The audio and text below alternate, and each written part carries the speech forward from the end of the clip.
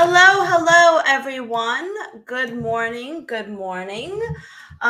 This is Kathy. If you can hear my voice, see my screen, let me know. Say good morning, everyone. If you can hear me and see me, let me know everything is coming on well.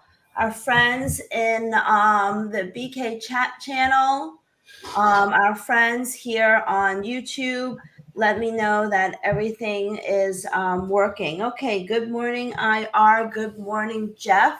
Seems like our BK traders are kind of quiet this morning. Let me, Boris, if you don't mind popping them the link again to make sure they realize that we're streaming on YouTube, not on our members only channel. Okay.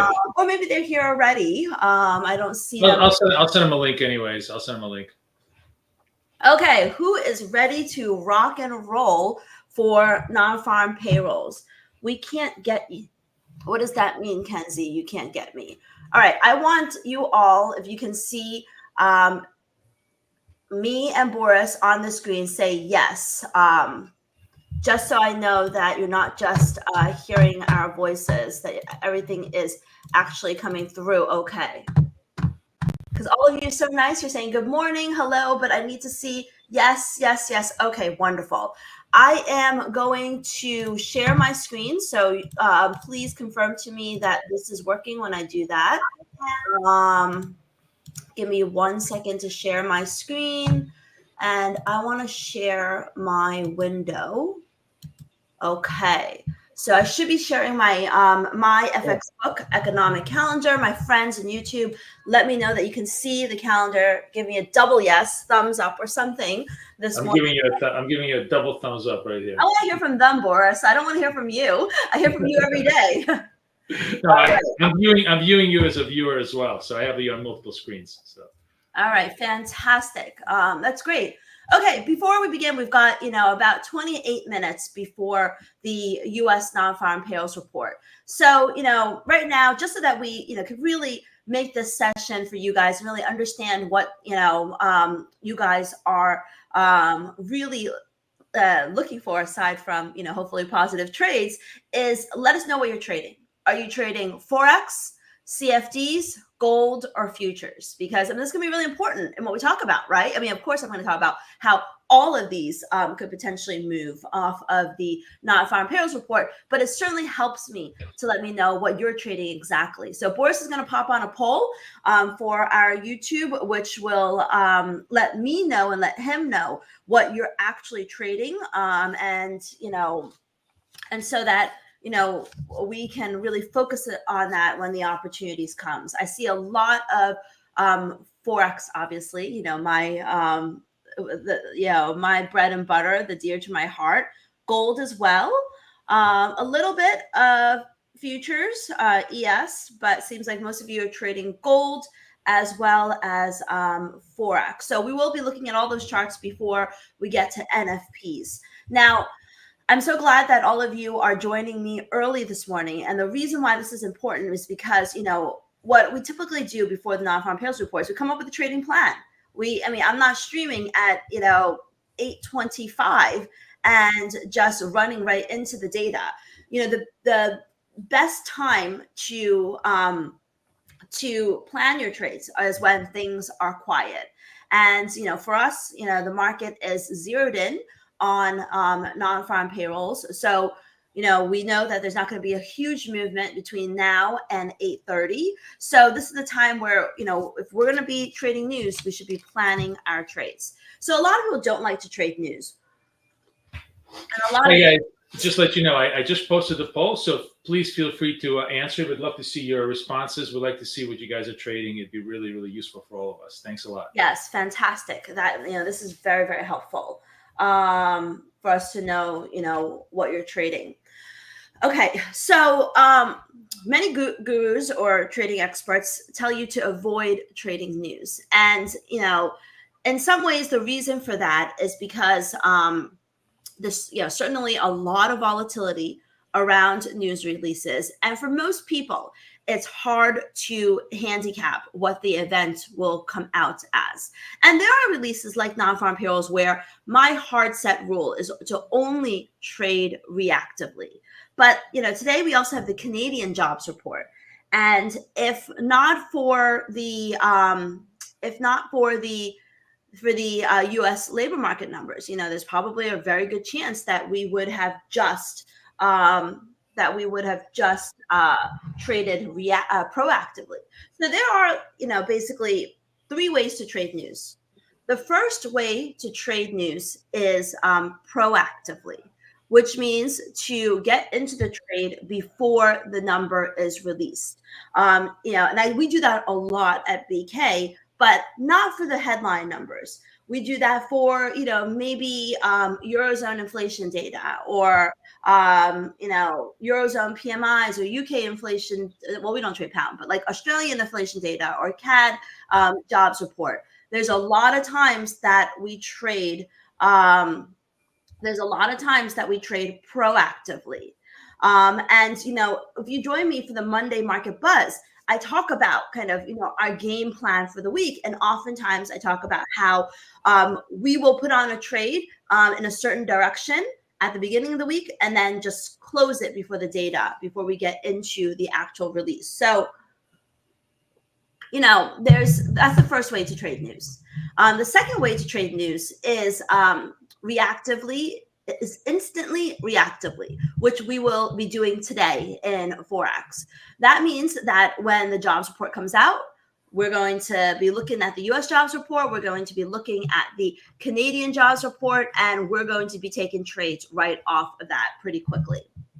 And then what we'll also be doing today is we're going to be looking for the news candle break. And there's 2 kind of opportunities for the news candle break. The shorter opportunity, which is less high accuracy, and that's the 5-minute news break, and the higher accuracy is the 15-minute range break. So we can talk all about that after the number, but basically the way it works is if we imagine that we are looking at the 5-minute candle. And let's imagine that, and let me get rid of my indicators right now, so just nice and clean. This is just a random euro-dollar chart. So basically, the 5-minute break, let's imagine that this is our news candle, okay? So because this is kind of indicative of a news candle. So the 5-minute candle break would basically be, very simply, and it kind of worked out here. And, with this, I basically pointed out the high on this candle, and you'll see that, and this is actually when we had the Eurozone GDP numbers released this morning. So it definitely is a news reaction move. And so this is the news candle high. This is the news candle low. So we'll be looking for the third way to trade reactively is to wait for either the bottom, I'm going to move this down, of this news candle to break, or the high of this news candle. Now, of course, when we have non-farm payrolls, it's probably going to be a much bigger candle than this. And so we'll be waiting for one of these levels to break, and then we'll ride the move. What the 15-minute news candle break means was this is 5, 10, 15. So basically, you're marking the high here, and you're bumping your low down here. So this one, could take a while or could not trigger because, in this case, there's a lot of messiness because it's not related to the data. But yeah, I mean, you would wait for a wider range break. So those are the 3 things that we could put that people do when they trade news, or what I like to look at when I trade news reactively. And Boris, in a little bit, will share what he's looking at as well. But that's what I'm looking at for currencies. Now, I told you that, I like to start the session early because it's important to have a game plan. Boris, do you want to spend 5 minutes 3-4 minutes talking about your game plan before I continue? Sure. Let's talk a little bit about it. First of all, let's understand what I do, and we'll get into it a little bit later in much more detail. So we are focused primarily on scalping, which means going for short but very, very accurate trades after the market releases the news. We have a special indicator that I use called Scalper 1.0. I released it yesterday in full form. Those of you who are in BK have access to it. Those of you who don't can watch me trade it. And then if you like it, you can come join us. I put all the links into the chat right now. You can join us for a month if you want to try it out and get access to it. But the general idea is we're always going very similar to what Kathy does in Forex, but in a smaller time frame, faster trades. We're always going with the flow, the dominant momentum flow. So I'll explain the general theory behind how we trade.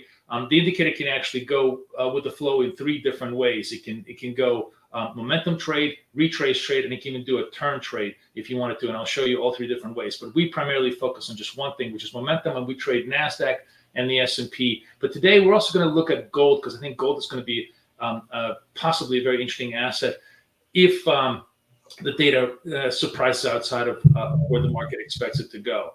So I think we'll be looking at all those points right now as we start. Ahead of the NFP, the markets are selling off. So it should be interesting to see.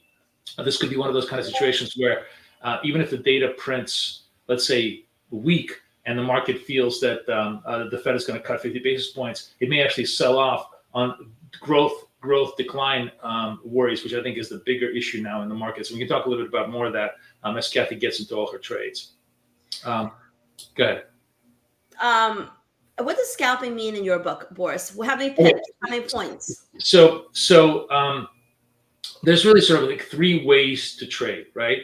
There's swing trading, which essentially means you're going to hold a position today and probably hold it through tomorrow, the next day, maybe even 4 or 5 days, right? Like a longer term, couple of 100 points type of a position. And there's day trading for 20 to 40 points per trade. And this is something that Kathy does really, really well. She day trades Forex market for those, for those things. And then there is scalping, which is trading the 1 minute chart, which is what we operate on a short-term chart.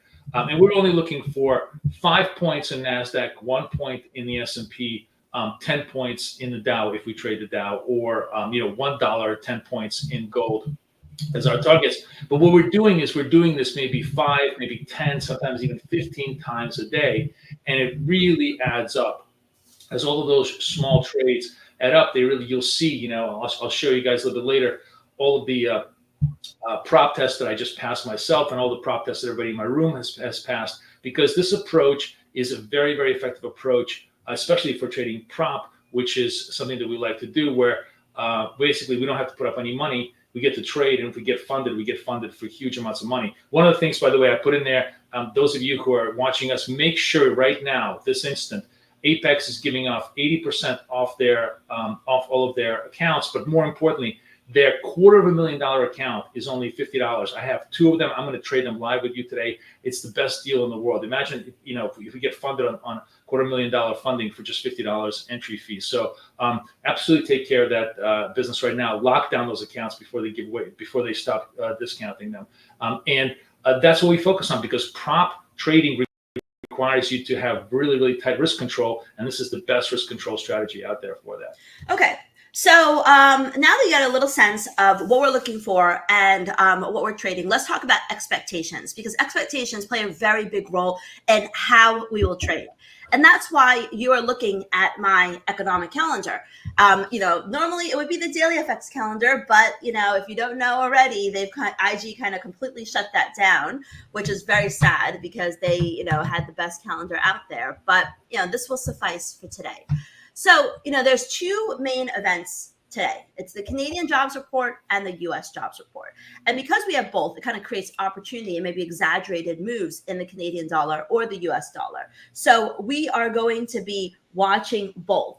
So, you can see that with the US jobs report, the middle column here is the consensus and the left column is the forecast. And I didn't want to click that, but you can see my mouse hovering here, and the market is looking for a stronger non-farm payrolls report. So despite all of the fear in the markets that right now, despite the sell-off in stocks and the anxiety around the US labor market, non-farm payrolls is expected. Boris, I think there's a lot of feedback on your end. A lot of bumping. Yeah, it's better. Oh, sorry. You're leaning against something. But non-farm payrolls is expected to grow from 114,000 to 160,000. So, and the unemployment rate is expected to drop from 4.3% down to 4.2%. So a stronger number is expected. Even average hourly earnings growth is expected to grow from 3.6 to 3.7%. So taking a step back, the market expects economists expect an all-around stronger number for the U.S. They expect, earnings to be stronger. They expect job growth to be stronger. They expect the unemployment rate to be stronger. So the question for us to ask is, does the market think that too? Does the market also believe that non-farm payrolls is going to be stronger? How is the market positioned? And also, what do the other labor market indicators tell us? So that's why every month for the NFP report, I put together this table here. And I'm not sure why it's not showing my screen because it's supposed to. So I'm going to stop the screen and I'm going to share it again. Just give me 1 second. And I'm going to share this. So this is what I want you to look at.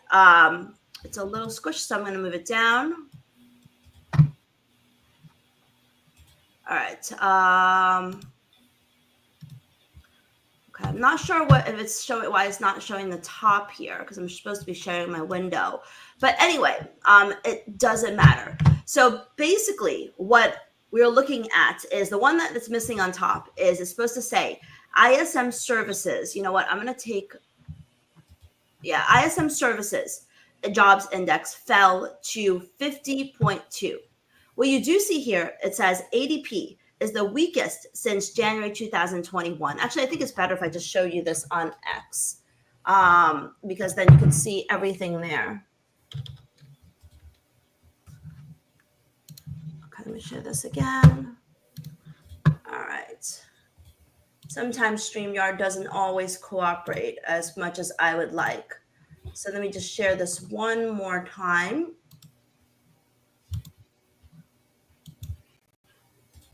Okay, it's still doing the thing with the container. Maybe we can remove the top bar for a second so that, there we go. There you go. There you go. You we see want it. to see.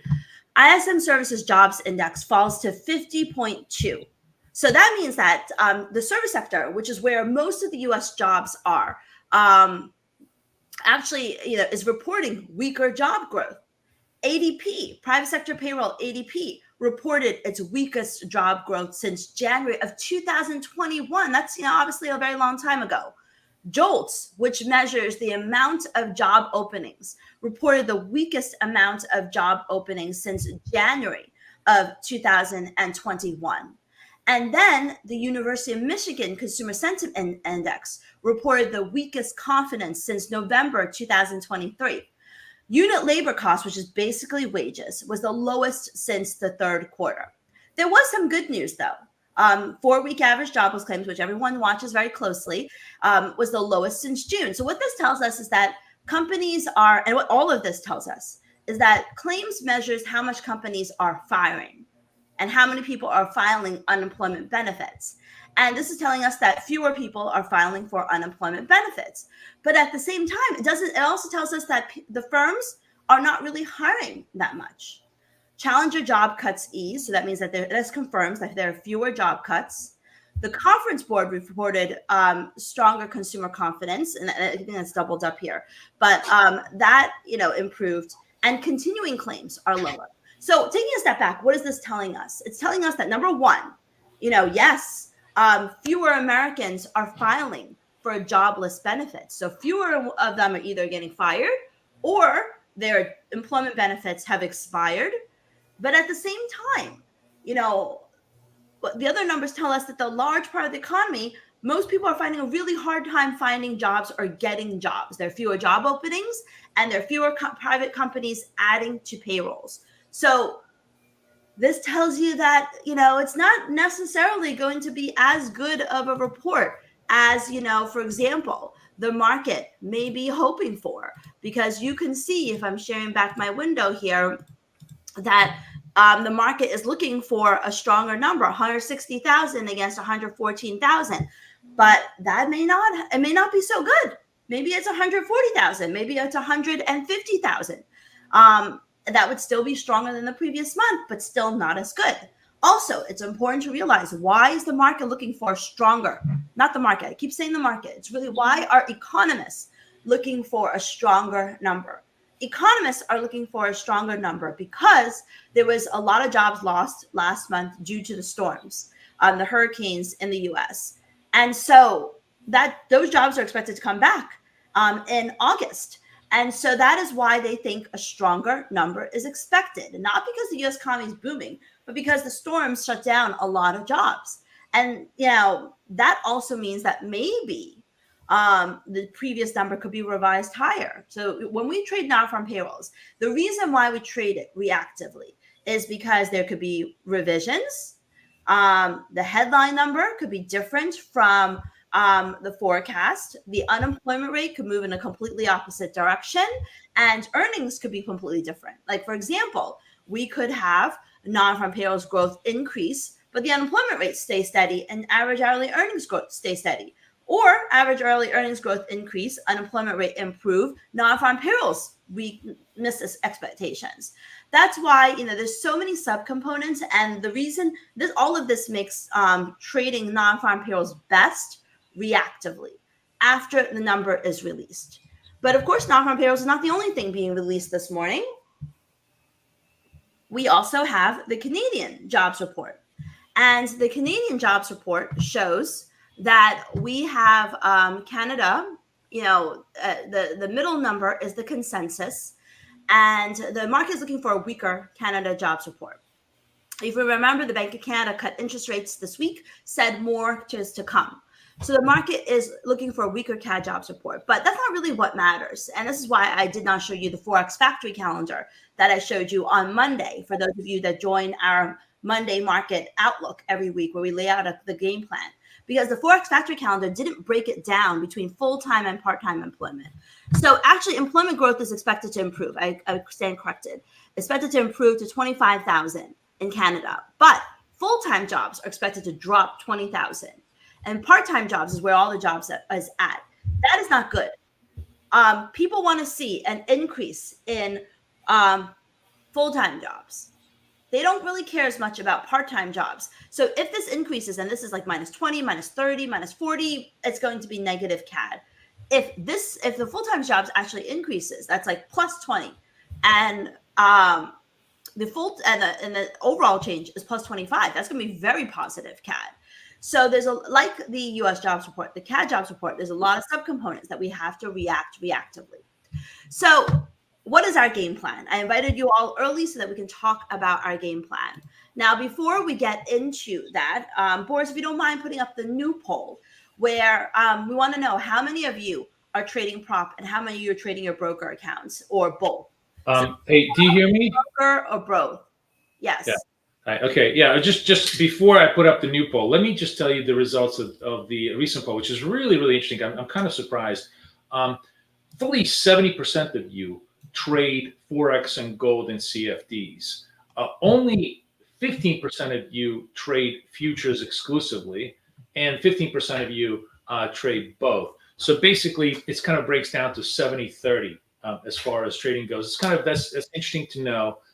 Really, really good to know. For those of you who are trading, by the way, Forex, gold, CFDs, I have my algo working today. Now, God knows it's non-farm payrolls. We'll have to see. It is going to be triggering after the news is there, but I'll be showing some of my results for those of you who are interested in the CFD Forex side of it, because this algo trades CFDs and Forex. I'll be discussing it. And obviously, I'll be discussing it all of next week. This is something new that we're just showing. This is the results. The results go in my BK room. So it'll be interesting to know. For those of you, of course, who are degenerate futures traders, it's going to be all systems go after the release as far as that goes. But now I'm going to put up the next poll. So I'm going to end this one. This was a great poll, 225 votes. Let's see if we can beat the voting in the next one.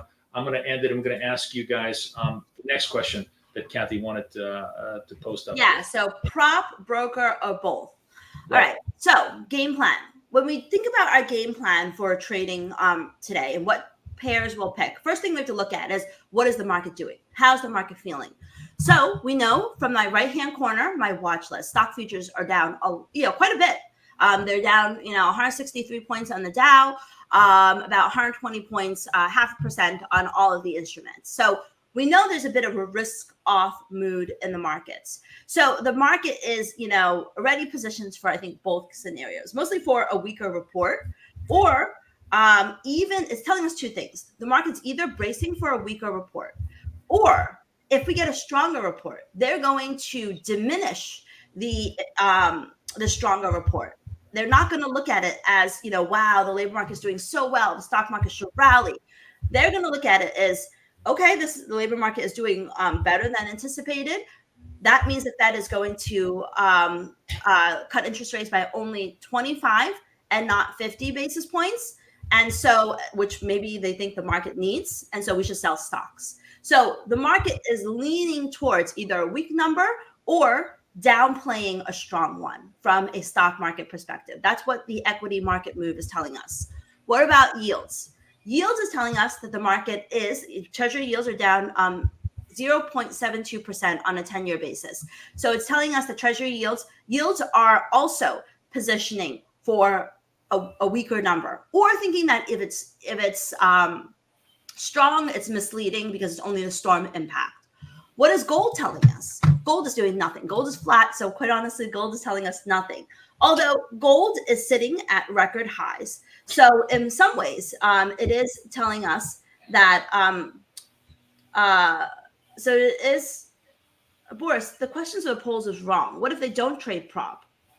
So there is none. The fourth question. I don't see. I only see 3. It's supposed to be. Wait. It's supposed to be. No. There's 4. There's 4 questions, Kate. Oh, okay, fine. All right. So gold is doing nothing, but it's sitting at record highs. So that means that the market is still kind of dollar bearish, and they still think that this risk-off mood is going to continue. What about the FX market? Well, first glance, it looks like it's risk off, right? It looks like the same story. The market is either bracing, especially in dollar yen, for a weaker release, or it's bracing for a stronger release that they think is going to mean a 25 basis point rate cut and actually add more damage to the U.S. economy than help it, because they're not giving that big boost that they expected. But deeper beneath the hood, you can actually see that the dollar's been rallying since the European session. Dollar yen's been rallying since the European session. It primarily sold off in Asia. Euro is actually also, the dollar's rallying as a euro since the European session. So, they're reversing some of that flow. They're not necessarily all that dollar bearish. So what is our game plan?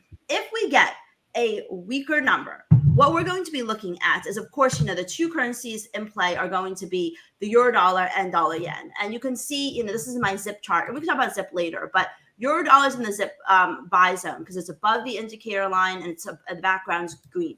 Dollar yen is my sell zone, but dollar yen is getting close to this buy above the indicator line. So I'll be watching that closely. If we have a weaker number, like it misses in many fronts, we're going to be looking at selling dollar yen. We're going to be looking at possibly buying euro dollar, because euro dollar is actually, quite firm right now. And so selling dollar yen, buying euro dollar. And then, of course, we're going to be looking at, and also dollar Swiss, could be an opportunity for selling dollar Swiss. And then we're also going to be looking at, of course, the Canadian dollar, which, that will be a completely different animal, depending upon how it goes. If it's a weaker U.S. number, weaker CAD number, when we're selling CAD yen. If it's a weaker U.S. number, stronger CAD number when we buying dollar CAD. If we get a stronger U.S. number, we're going to be buying dollar yen. That's going to be really, really good for that. And we'll be getting in and out quickly, 20 pip stop, 20 pip target for initial.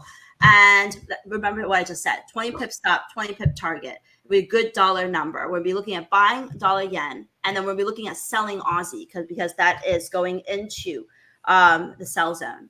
So let's see. We're just minutes away, like 30 seconds away from the jobs report. Actually 10 seconds away, guys. Okay. and we're just going to watch the price action because that's going to tell us where everything is. And I'll shout out, because I'm Yes. having it on the other screen. I'll Please shout do. out the numbers if we get Please do, because we're going to be watching. So it looks like a stronger number, $5 yen, 143. Yeah. Well, let's see. That should maybe not. Non-farm payrolls 142 against 165. Canadian employment 22 against 25. Unemployment rate in Canada 6.6 against 6.5. Average hourly work week the same. Earnings are pretty good, 4 against 3. Canadian participation rate. Non-farm payrolls missed, so it's not really that good. And so that's really all we care about right now. So hold on. So what we're going to be doing is we got a weaker number. So we're going to be looking at buying euros and selling dollar yen. Selling dollar yen 143, I would say 15. And let's see what we get. 143.15. All right. First target hit, close 142.82. Whatever it is, first target hit. I think it has more to go. What happened with the CAS job report? What's the full-time jobs? I'm not looking at it. Keep selling dollar yen, going long euro dollar. I think still looks like a good trade. 111. I think it's going to run for the round number. This one could pull back a little bit. 111.30 for a long euro dollar. 142. Let's wait on dollar yen a bit. 111.30 for a long euro dollar. All right. It looks like, are we finding a little bit? I think it's going to hit the figure. Oh, sorry, not figure. 111.50 here. What's the CAD full-time jobs? The CAD full-time jobs 22.1 against 25 expected, so a little bit better. Canadian unemployment rate 6.6 against 6.5, so a little bit higher, but participation was better, 65.1 against. So we're long euro dollar, waiting for this to move upwards to 111.50. It's getting close. I would take the 18 pips here if you want. I still think it's going to hit 111.50. That would be the ultimate target. Almost there.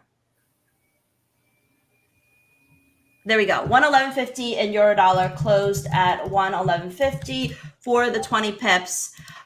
Still think, there is a move lower. So digesting the news. So the initial trades, the first non-farm payrolls 142, 165. Unemployment rate holds steady. Average hourly earnings growth was pretty good. What about revisions? Are we seeing any revisions anywhere, Boris? No, I don't see any revisions right now on my calendar, but I'll chime in once I see anything. But overall, the headline number was not as good as everyone expected, and everyone was already bracing for a sell. And so, we're already seeing that. What I would say is it wasn't as good, but it wasn't as horrible, for example, as some of the worst fares had feared. And I think the tiny question mark now is it still 50? It's 25 is guaranteed. I don't think there's any doubt that the Fed is going to cut 25. The still inkling of a question here is it 50 on the table or 25? Full-time jobs was horrendous in Canada, minus 43,000. We didn't, everything happened so quickly, but CAD yen, it remains a really good sell at 105.52. Hold on, let me check my other charts. Now, I just want to say that, so we have 3 opportunities to trade: proactively, which we did not; reactively, which we did instantly. And now we're already 3 minutes into the report. We have to wait for the news candle break. Because you get your initial reaction, your initial movement, and now we kind of got to watch the news candle break. So we're going to put on, sorry, keep talking, Boris, our 5-minute charts. Yeah. Okay. So I'm just reading a little bit about Canadian data here to see the prior 2 months showed declines of 2.8 minus 14. The gain is a relief, but is offset with the unemployment rate moving up to 6.6 from 6.4. The mix of full and part-time is also not great, with a gain of 66 last month. So most of that reverse, minus 46.3. So it's sort of like the Canadian data masks a weakness because most of the gains were in part-time rather than full-time. Yeah. That's really the key. That's what we said. We said that what was going to be full-time. And if we look at dollar CAD, I'm not even looking at dollar CAD. Dollar CAD is rebounding off its lows. I do think CAD yen remains a really good trade on the short side. And so... Sorry. A little more color on the August 24th report. 2-month net revision is minus 86 versus minus 29K prior. So again, I think what you're seeing is the initial print gets degraded, not revising them upward, they're revising them downward, which is very emblematic of what we're all seeing, that there's clearly a slowdown in the economy, not necessarily a recessionary slowdown, but clearly a beginning of a slowdown. and that's being reflected in the employment picture. Participation rate was 62.7 against 7, so not change. Private payrolls were 97, so relatively healthy. Okay, 5 minutes candle closed. Now we're looking for the 5-minute candle break on these different instruments. For some of them they're further away, for some of them they're closer. I still think CAD yen looks really good as a short, but we're going to be patient with this and see if we get some sort of break on the top side. So we already made 20 pips in the euro dollar. I think we closed dollar yen either for 20. It was such a fast move, if you let it run, I actually said to close it at 80, so that's 35 pips. So 20 pips in euro dollar, 35 pips in dollar yen, 55 pips on the initial knee-jerk trade. Remember, for those of you that joined us right at the beginning, I told you that we had 3 ways to trade. One, trade reactively. One is instantly reactively. Second is the 5-minute candle break. And the third is the 15-minute candle break.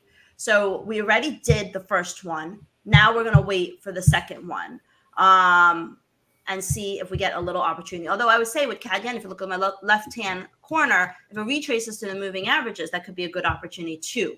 And I very much like it to the short side. A lot of people on the feed are talking about the fact that there is some whipsaws going on. Certainly on the equity side. Are you seeing any whipsaw trades here, one way or the other? No, I don't trade whipsaw.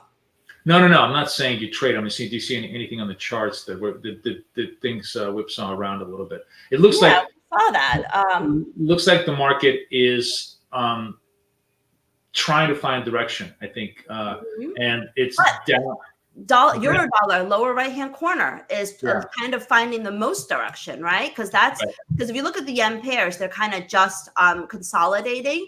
Euro dollar is getting close to breaking its candle high. 111 a news candle high. 55 is the news candle high. And let me bring back my indicators on this chart so we know exactly what we're looking at. So if looking at the other time frames, it looks pretty good. This is the one that looks like it could break to the upside. So I actually like this. I think it's going to make another run for the 50 mark, but we'll keep an eye. Dollar CAD also looking at its news candle break, although dollar CAD's a little tricky because it's a notorious whipsaw. The data is mixed. Let's look at this. Aussie CAD. Well, I mean, these are blowing up through the 5-minute news breaks, right? Aussie CAD to the upside. We're zipping to the upside, 91.15. That actually looks quite interesting. 91. Let's look at this in the slightly longer term charts. Daily chart. Well, there's actually resistance that's coming on. Kiwi CAD. Let's see what Kiwi CAD looks like. Kiwi CAD also zipping to the upside, 84.21. And that does not have resistance above. So this one looks like it could work. 84.21 to the upside in Kiwi CAD. Let's bring back euro dollar. Yes. Yeah. Can you just sort of slow down a little bit and maybe explain to people one of the reasons why you like Kiwi CAD? That you're looking at the fact that it's break. There's 2 confirmation signals here that are interesting that you're studying. One is that you're looking at the 5-minute news break. It's topping all of its news charts, but also you're looking at all those moving averages, and it's lifting itself well above all those moving averages, suggesting that there is lots of consensus for further upside, right? Yes. All of that. Hold on one second. She's trading. So I'm just trying to explain her method for you guys, because she can't do 2 things at once, just like I can't. Okay. So, I mean, basically, exactly what he just said, which is that we've got our zip trade signal, which is on the left-hand side. And that shows that the zip buy signal is formed in Kiwi CAD. Although, with news days, you got to be a little bit more careful. And not euro dollar. On the right-hand side here, if I switch it back here, I have moving average clearance. So we're above all the major moving averages. And it's not like I'm not buying into resistance or selling into support. I want to make sure that there's clearance to the upside. Now, so I do like the Kiwi CAD. So I'm just we're really watching euro dollar, the main pairs, right? Euro dollar, which this is a 15-minute candle. Let's drop back to the 5-minute. It never broke the news candle break. Dollar CAD still has not broken the news candle break. CAD yen still hasn't, although I think these are probably good levels to start fading the move because stock futures are down. I think that Stocks are actually popping up a little bit off the 830 low. I think, boosted a little bit by convincing markets are pricing, I think 43% chance, so 50 basis point cut in front of the news. Now I think that the Fed funds rate may have gone up. Kiwi CAD, yes, I like Kiwi CAD to the upside. Like we can try a long at 84.21, see if it gives us any momentum to the upside. So this will be a slower moving trade, I think. So, here's an interesting point about why Kathy is choosing Kiwi CAD. That is a pair that takes the U.S. Before we get into that, I still have some more that I want to put on. I still like this CAD yen trade to downside. No, sorry, I missed the 75 opportunity, but even here, 68. I think we're going to push lower again. Anywhere between 68 and 78 is a really good place to sell CAD yen, I think.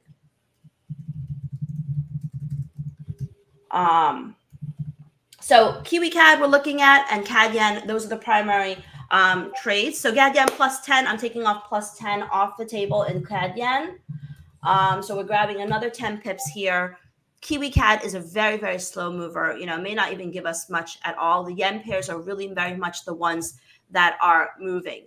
Euro dollar, we'll see. I think it's going to make another run up, but right now we're looking for the 15-minute candle break, which will still be the same levels that we're looking at. Kiwi CAD is working. So, plus 35 in dollar yen, plus 20 in euro dollar, plus 10 in CAD yen, and currently in Kiwi CAD for a slow mover. And watching this euro, I would go long euro dollar for another run for 111.50. I think it could work at this 111.40 level. I'm going to put that on as well, 111.40 in euro dollar. So we're long euro dollar, we're long Kiwi CAD right now. Those are the two trades that we have on. Those of you who are waiting for indice trades, we're going to do those after Kathy is done with FX. This is really where FX shines post news events.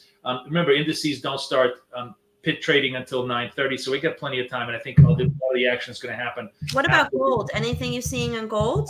I have not really looked at gold, honestly, guys, because I should have been watching Kathy, but I will look at gold. Let's see if gold is having any kind of reaction today right now to the so this is all not much of a move in gold. I think gold is kind of let's take a look at gold. I'm just gonna move gold over here. Gold popped up, but that 25 level still seems to be acting as a pretty serious resist. Gold is just sort of, I think, a little tired, and people have been trading in my room have been trading gold, telling me that gold is kind of, it's had this massive rally. It kind of looks a little tired. I think gold is actually going to be a really interesting look today using Kathy's approach, which is if we take out that 528 level, 530 level, then yes, I think gold has a really reasonable chance to maybe go to 550. But if we're stalled in front of these peak news level or news level peaks. Just to chime in, I think these yen pairs that I'm watching are definitely heading lower. They look like they want to retest the lows with maybe a stop around, like for example, in CAD yen, stop around 105.90 for a move down to 105 to move for a break of the news candle low, or you get a tighter stop. Even 20 pips would be sufficient for another move lower. I'm not quite getting into it because we've got our other trades on, and euro dollar will still rally if dollar yen falls. And we already made 65 pips. I don't want to give up the 65 pips because I want to make money for you guys today. But I'm watching these yen pairs. The most patient thing to do is, of course, still wait for the 5-minute news candle break. Which for dollar yen, if we're waiting for the news candle break, I'm going to pop this up real quick. Dollar yen, the news candle break, removing all my indicators, would still be this low and this high, regardless of the 15-minute or the 5-minute that you're looking at. These are still the two levels to watch. So, we're still waiting for those to break. Just letting you know that the Fed funds rates futures now climbed from 43 before the news event to 50 right afterwards, to now 55% chance of a 50 basis point cut. So clearly, market is moving towards a more significant Fed rate cut, given the weakness in the labor market. Keep that in mind. That's obviously very positive to Kathy's short dollar yen trades, and that could be the trigger that takes out the session lows and gets more downside action. I mean, I have no short dollar yen. I have no short yen trades on right now. We're just long Kiwi CAD and we're long Euro dollar, but I do think that short yen is the right way to go as well. I think that what's dollar CAD doing? Yeah, I think that CAD yen 105.62 or even straight up dollar yen should work. I would do more of like maybe what does it look like on the daily chart? Hold on. Dollar yen daily chart. Let's get rid of this. I like to look at moving averages a lot. A lot of my strategies are based upon moving averages. It looks like the low here is 141.60s. 4-hour chart 142. So it's not a significant amount of breathing. Yeah. I'll be right back, guys. I just got to get another cup of coffee so we can be ready for the morning trade in futures. I'll be right back, guys. Yeah. Okay. So let's recap what we did. So remember, the first trade that we took was we went short CAD yen because the CAD data was weak, the US data was weak, and we went short CAD yen right off of the release, riding this move lower. And then after that, we went long euro dollar, and with euro dollar. So the first thing we did was go short dollar yen. I'm mistaken, dollar yen, because dollar yen was the pure trade. That was the one that we're watching the most closely. And we went short dollar yen for a very quick move lower. And this is the reason why you got to be in and out with these numbers, because sometimes right after the news release, it retraces and then nothing happens. And then we went long euro dollar. Now euro dollar is moving against us, so I'm going to close this at 111.25 because I don't want to give up the pips that I made. So still want to be positive today. So we're going to close euro dollar at 111.25. And what do we've got here? And then we're just going to hang on tight to our Kiwi CAD trade. Kiwi CAD on the daily chart, still looks kind of good. On a 4-hour chart, this may not go much, but we'll see. CAD yen is reaching this resistance zone 105.80. Let's see if there's an opportunity here at 105.80. The way we see that, whether there's an opportunity, is we check to see whether there's also resistance at other places. I think 105.80 could be an interesting short, but we want to see it stall first. So let's give it a minute and see. There's a lot of, on the 1-minute chart, 5-minute chart, there's a lot of overhang resistance here. But we want to see some red candles here. So we're going to wait and see if we get an opportunity here to the short side. I still like the short trade. I think, but stock futures are coming back. So we've got to watch that closely. US yields are coming back as well. So, we'll give it a second and see. Still waiting for a red candle here if we get it.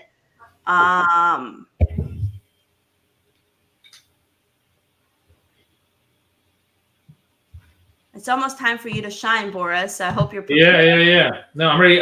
Just a little bit of by the way, a summary. Where are we on the futures prop? A lot of people trading. A lot of people voting on that as well. Keep voting. We're going to keep that poll live for a little bit. So interesting. 60% of you trade prop. Only 40% of you don't. 40% of you, time to get into the business. You're going to love it. I actually, let me put together right now. I'm just going to do this right now. Free guide to prop trading right here. Okay, we have to wait. Let me just finish this. There's a free guide to prop trading right here in the link. Lock that down. Get that. You'll get really, really educated about trading prop. It'll be really, really interesting. And I'll give more results after Kate does her analysis. Go ahead. Okay, we're just waiting for the red candle here. I think this indecision candle is an indication that we may start to see this.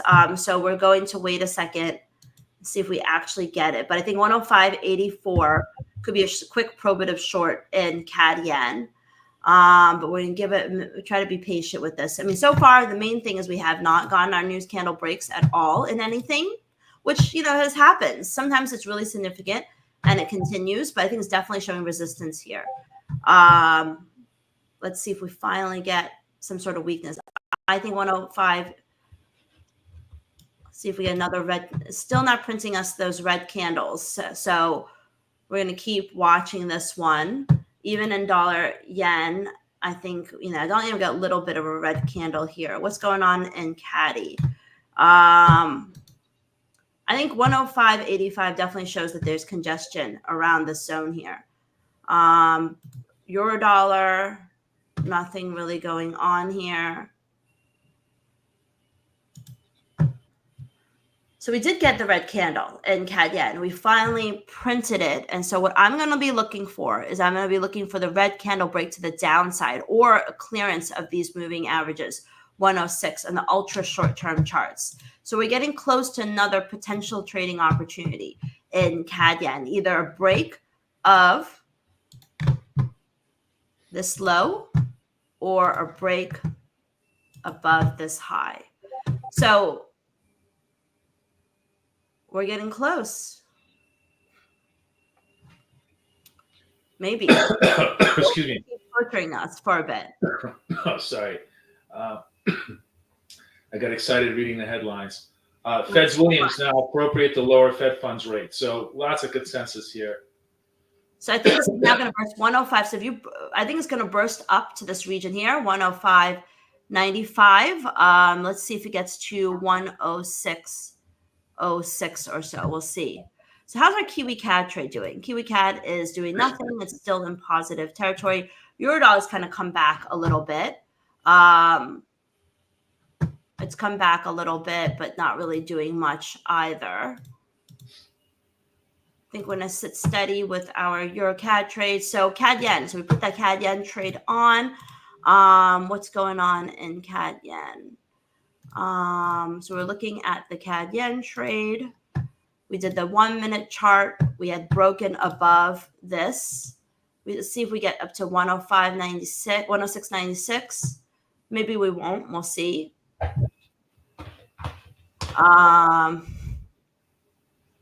Anyway, questions?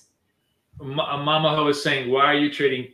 What's the infatuation with trading Kiwi? Kiwi actually, I'm going to speak for Kathy here, but Kathy trades Euro Kiwi, for example, one of the most unbelievably profitable high moving trades around. So Kiwi, even though it's a not a super major currency, has a lot of liquidity, lots of movement, kind of very useful. If you know how to trade FX, it's a very I love my most profitable pairs are Euro Aussie, Euro Kiwi, Euro CAD, Kiwi Swiss, Kiwi CAD, all that stuff like that. But usually they're more in the Asia session versus the New York trading session. New York trading session is really the dollar pairs that move everything. So we're at 106.02. If you're scalping for a short move, maybe we're going for 106.06. Let's see if you get it. I would move to break even. See if you get from 105.95. See if we get 106.06.04 right now. I want to clarify something so there's no confusion. Fred is saying to me, hey, we've been above 25.25 in gold forever. I'm quoting the CFD gold price, not the futures gold price. So that's why the CFD gold price is 25, basically stalled out around 25.25. I'm using, ACAP CFD. The futures is clearly above 25.50. So just not to confuse anybody. If you're using CFD as your proxy right now for gold, because of my algo trades, CFD gold, it's that 25.30 level. The post-news level has not been broken. Whether you're looking at futures or not, or CFDs, the post-news level has not been broken. Same idea. Until we take out that highs, gold is just not a buy for me. That's CAD yen. Either you took the 8 or 9 pips, or it's break even. Close right now. That's up to you. We're just still in this Kiwi CAD trade. So at this point, I'm usually done trading. We took our initial pips. We got, dollar yen, 35 pips, euro dollar, 20 pips, CAD yen, 10 pips. We gave back 15 pips in euro dollar. And now we're still long Kiwi CAD. Then it shifts over to Boris for looking at gold as well as, getting ready for the indices. Because right now we're still not getting any news candle breaks in the majors. We're so far away from them.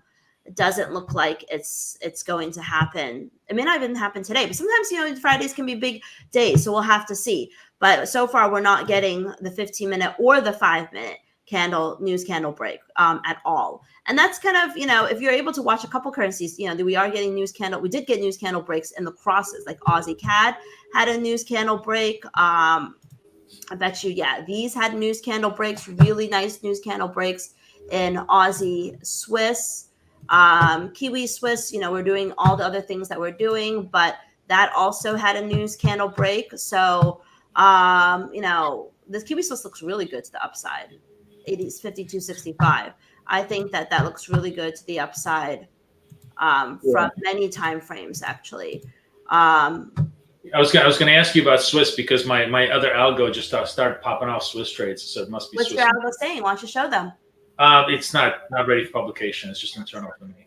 So we'll talk about. All right. So let's take some questions, and then we'll let Boris shift over to trading gold and indices. Sure. Let's you know, before we take questions, just kind of a summary of where everybody stands on prop is another, in case you guys are interested.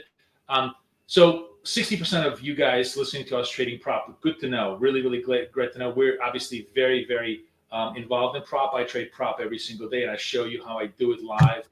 Every single day on YouTube or Tuesday and Wednesday on YouTube. We're probably going to do Tuesday, Wednesday, Thursday. So come watch me do that. Of the people who trade prop, it's interesting.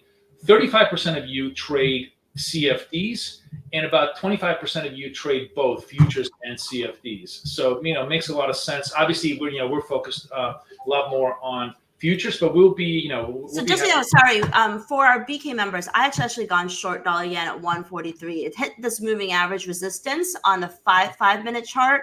It's also back below in the 15-minute chart. 1 hour chart also hit the resistance. So there's, so I think it could pull back from here. So I'm taking a quick trade for the BK members, shorting dollar yen. Sorry for interrupting you. Go ahead. No problem. JB is asking me why don't I show the algo work. I'll be showing the algo.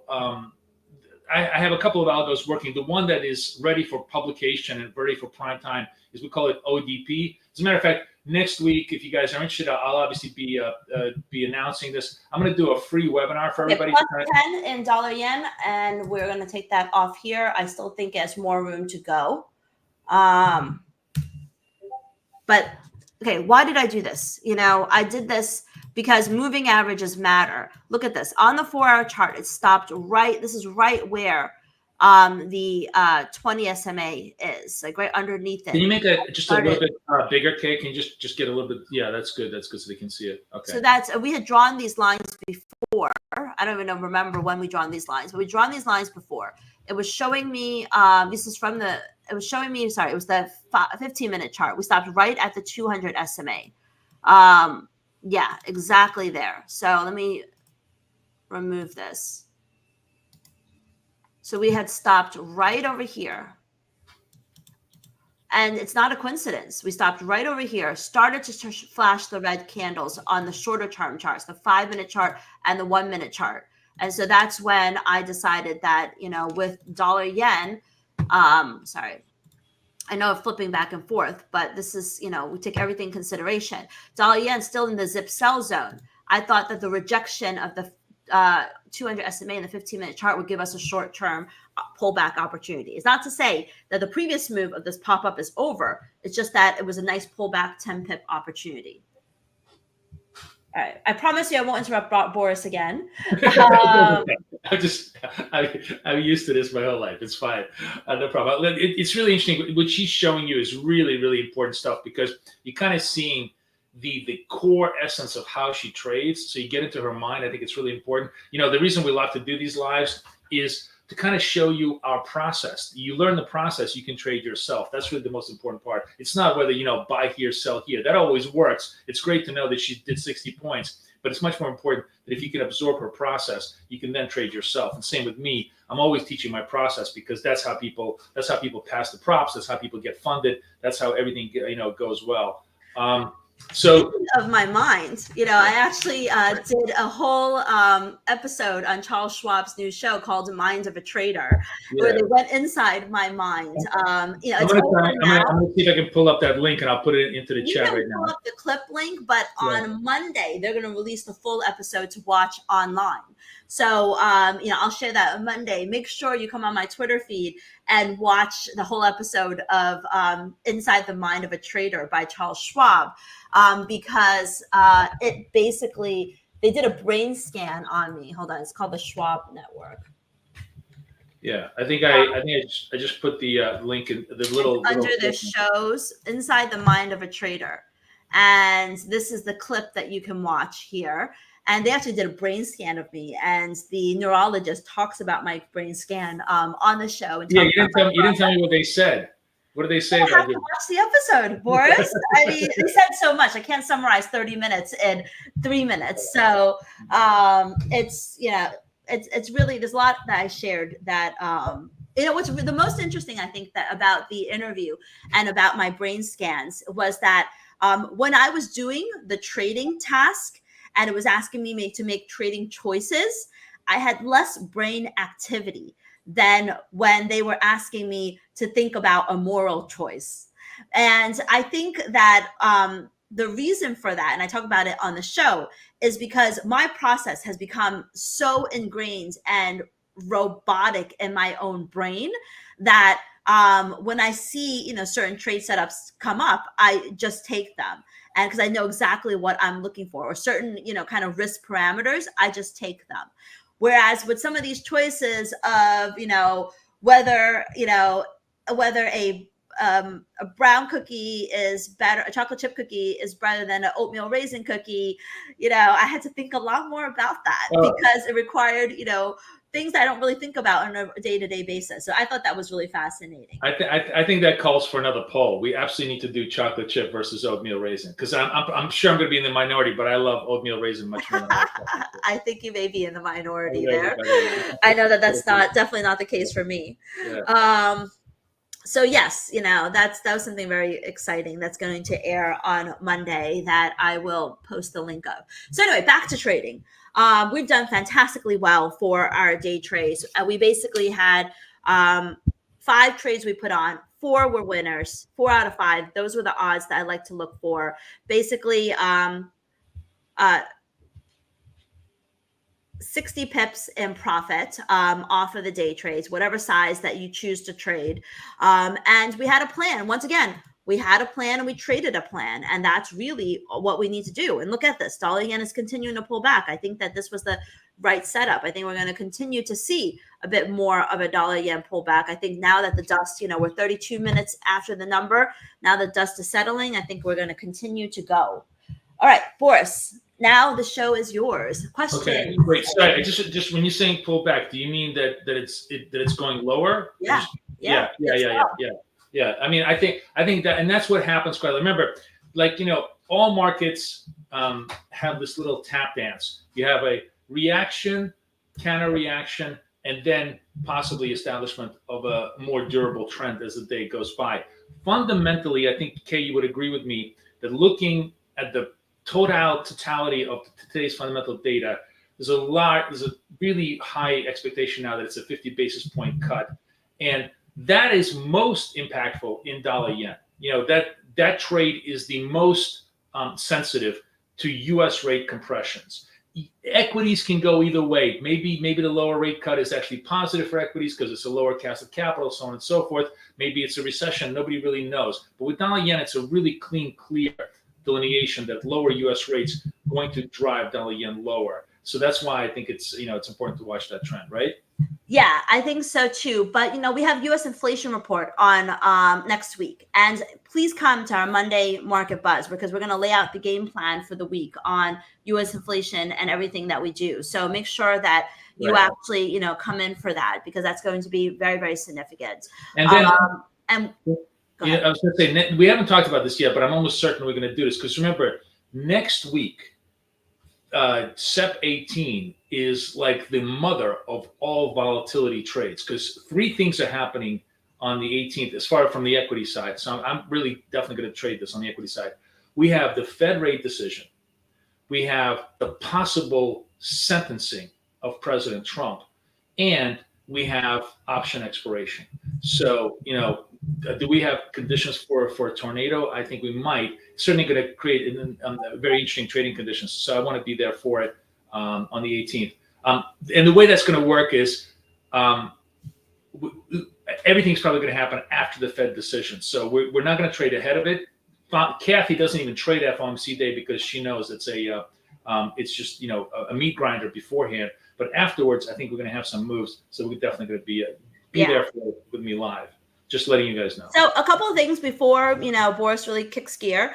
Number one, you learned a bit of how I fuse fundamentals with technicals and how I trade news. A lot of that is in my Forex fundamentals class. Boris, if you don't mind posting that link, we've got a special offer for, YouTube viewers. Also, Boris is now going to move into passing the prop NQ, ES, gold trading. And definitely check out his Pass the Prop trading course. And for those of you that for the 40% of you that do not trade prop, definitely consider taking advantage of this Apex offer. But like I said in the beginning of the show, many people shy away from trading news. We love to trade news, and we do it every single day at BK. This is another positive week for us. This is for me for zip trades. This is, let me count this, the 14th straight week of profits or no losses for zip trades. And the 1 week that we lost before that was only 99 pips. And then before that, we basically had, 17 weeks. So 16 out of 17 weeks of profits. So we're very consistent in using zip to help me select trades every single day. And we haven't had, of course, past performance is not indicative of future results, but we have not had a losing month trading this zip setup since June of last year. So it's been, pretty good. Now, September is a rocky month. And so you want to make sure that you, have good tools at your side.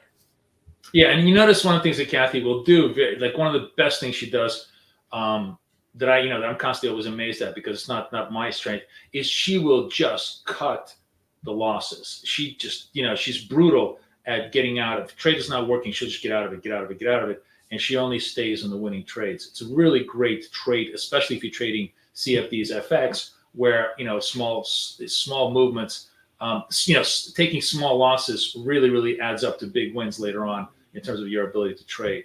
Calvin says gold gives it all back. So do we have another code for a different prop firm? Do we still use? We primarily use Apex. We really like them. For those, are you looking for a CFD prop firm? The one, if we do, we may have some stuff coming up later on. But right now, we like Apex as our primary firm. It's really like literally the cheapest, easiest way to trade prop. That's why we like them very much. And they've just had massive payouts. As a matter of fact, they just posted that.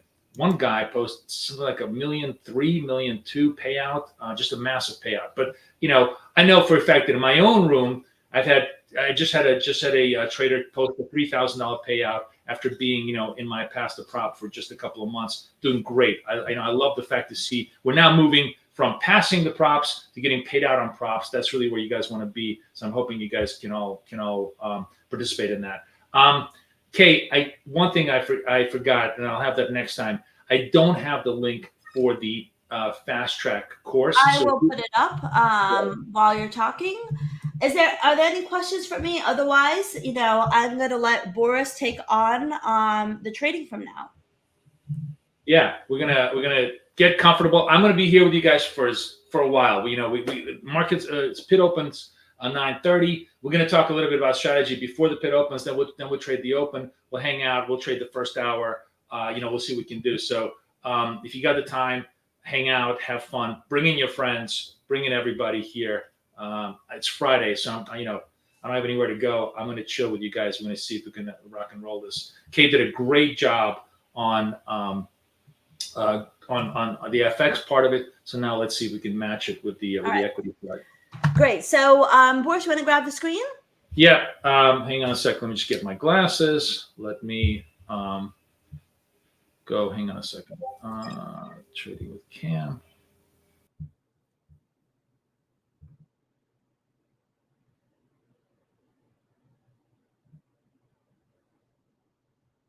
What? Okay. Hey, are you? Am I there? I know this is still my chart.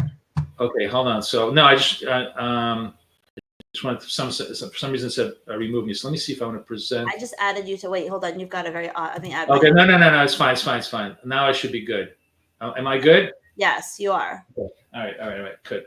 All right. So we got my chart. All right, guys. Let me just orient myself a little bit here. So make sure I got you guys on chat. I got me over here. Let me take my other screen over here.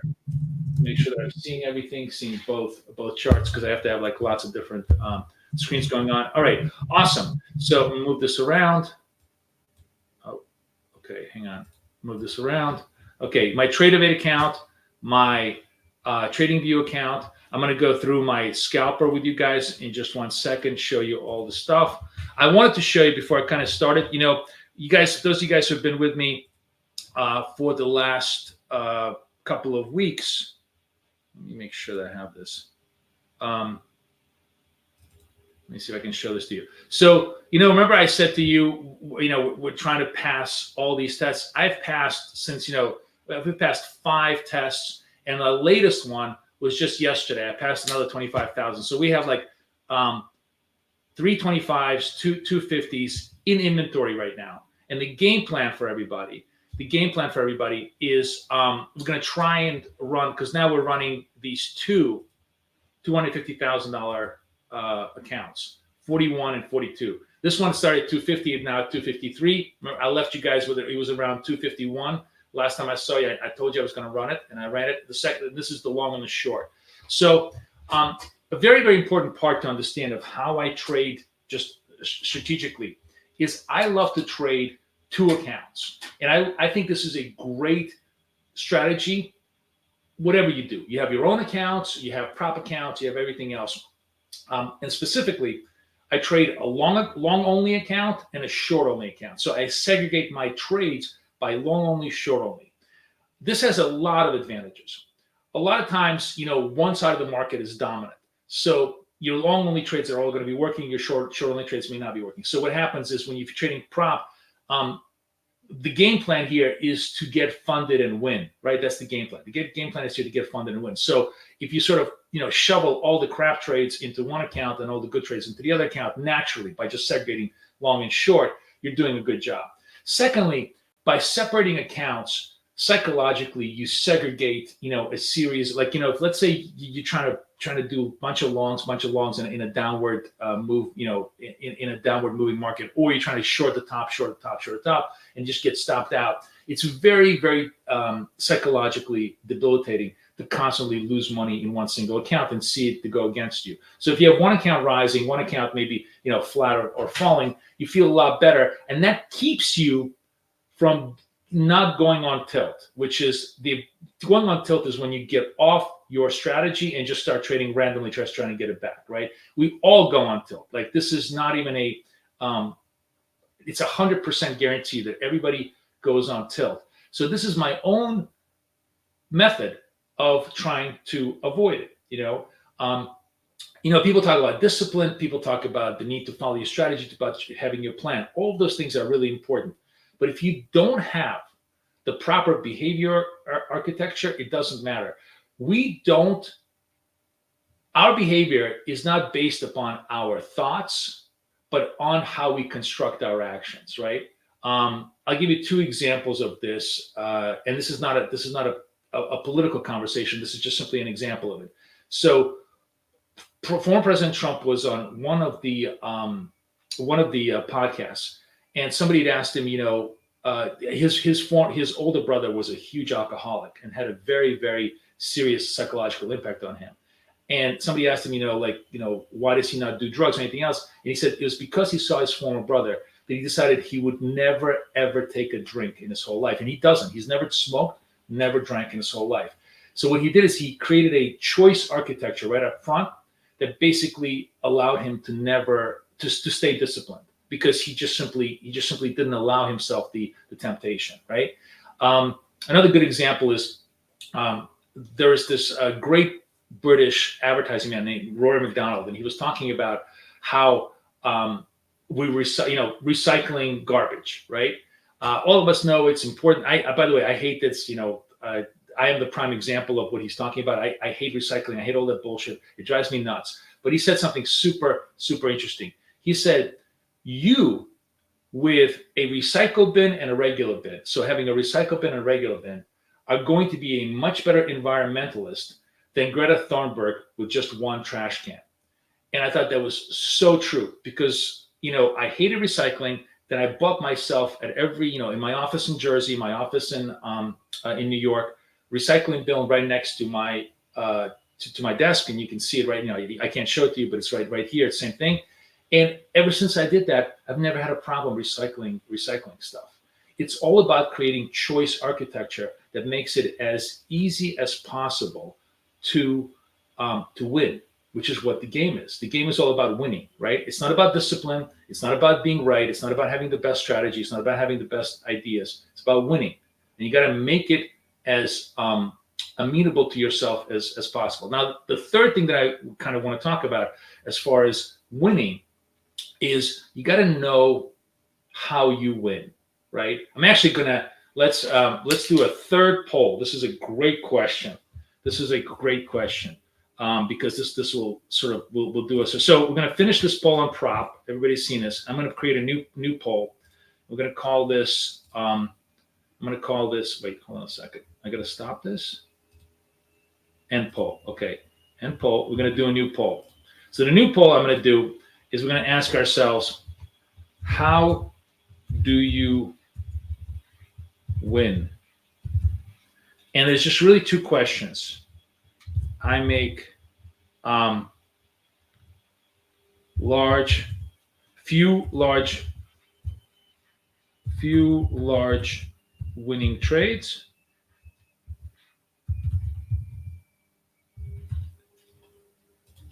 I make many very small winning trades. Okay, I'm gonna start this poll. Wait, why is this not starting? Oh, how do you win? Maybe it's too many characters. Yeah, many small winning trades. Sorry, just one second. Fucking YouTube. Okay. So I just posted this up. So why is that important as far as trading goes? Because if you don't know how you win, you're never going to win. So if you answer number one, you make very large winning trades. What I do right now, if you follow me to the T, you're not going to win. If you make small winning trades, you're probably going to be in good shape. So if you are like in the second category, doesn't mean that you're not going to find value from what I'm teaching you. But what you need to do, and many people do this, is you need to just simply take what I'm showing you right now and completely change it to your style of trading. And in trading, there's only two ways to win. You make a whole bunch of really small wins and take a few big losses, because there's no other way. Or you make a few really big wins and take a whole bunch of small losses. There's absolutely no way to make lots and lots of big wins and take very few losses. Or there is absolutely no way to make lots and lots of small wins and take very few small losses. No way. That's the market doesn't allow you. So you need to understand how things are won or lost, and then you're able to adapt your strategy. Let me know if that makes sense to you.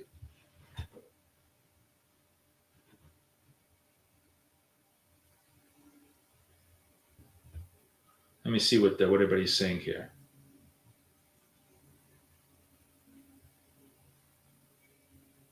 Oh, so you cannot be long and short in the same account in Apex. Correct. That's why I have two accounts. I just went through this whole process.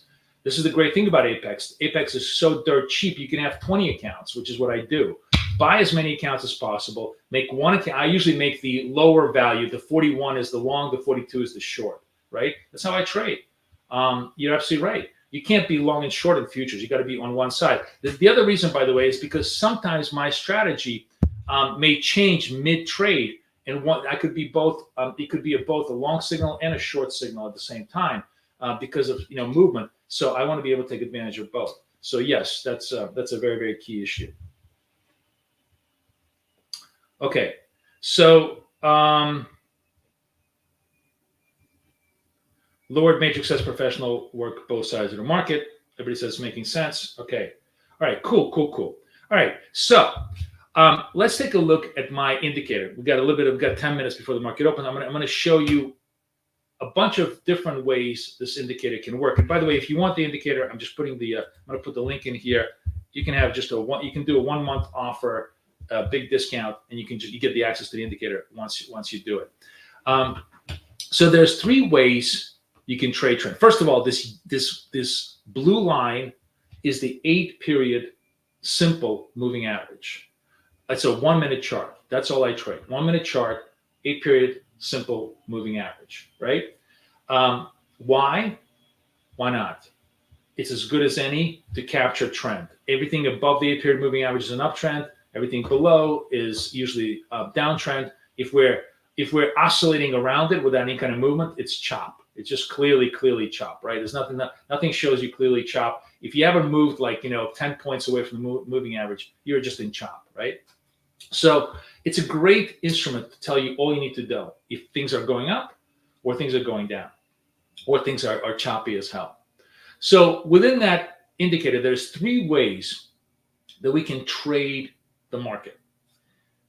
I'm actually going to show you, I'm going to end up, do the last one, which is the main way as the last way. So one way, which is the absolute degenerate way, I love doing this. It's the worst way to trade. It's my single biggest Achilles heel, but I love doing this, and there's many of you who love doing this, which is picking turns, right? Who doesn't love to short the tops, buy the bottoms? Everybody loves to trade turns, right? Nothing makes you happier than catching a turn.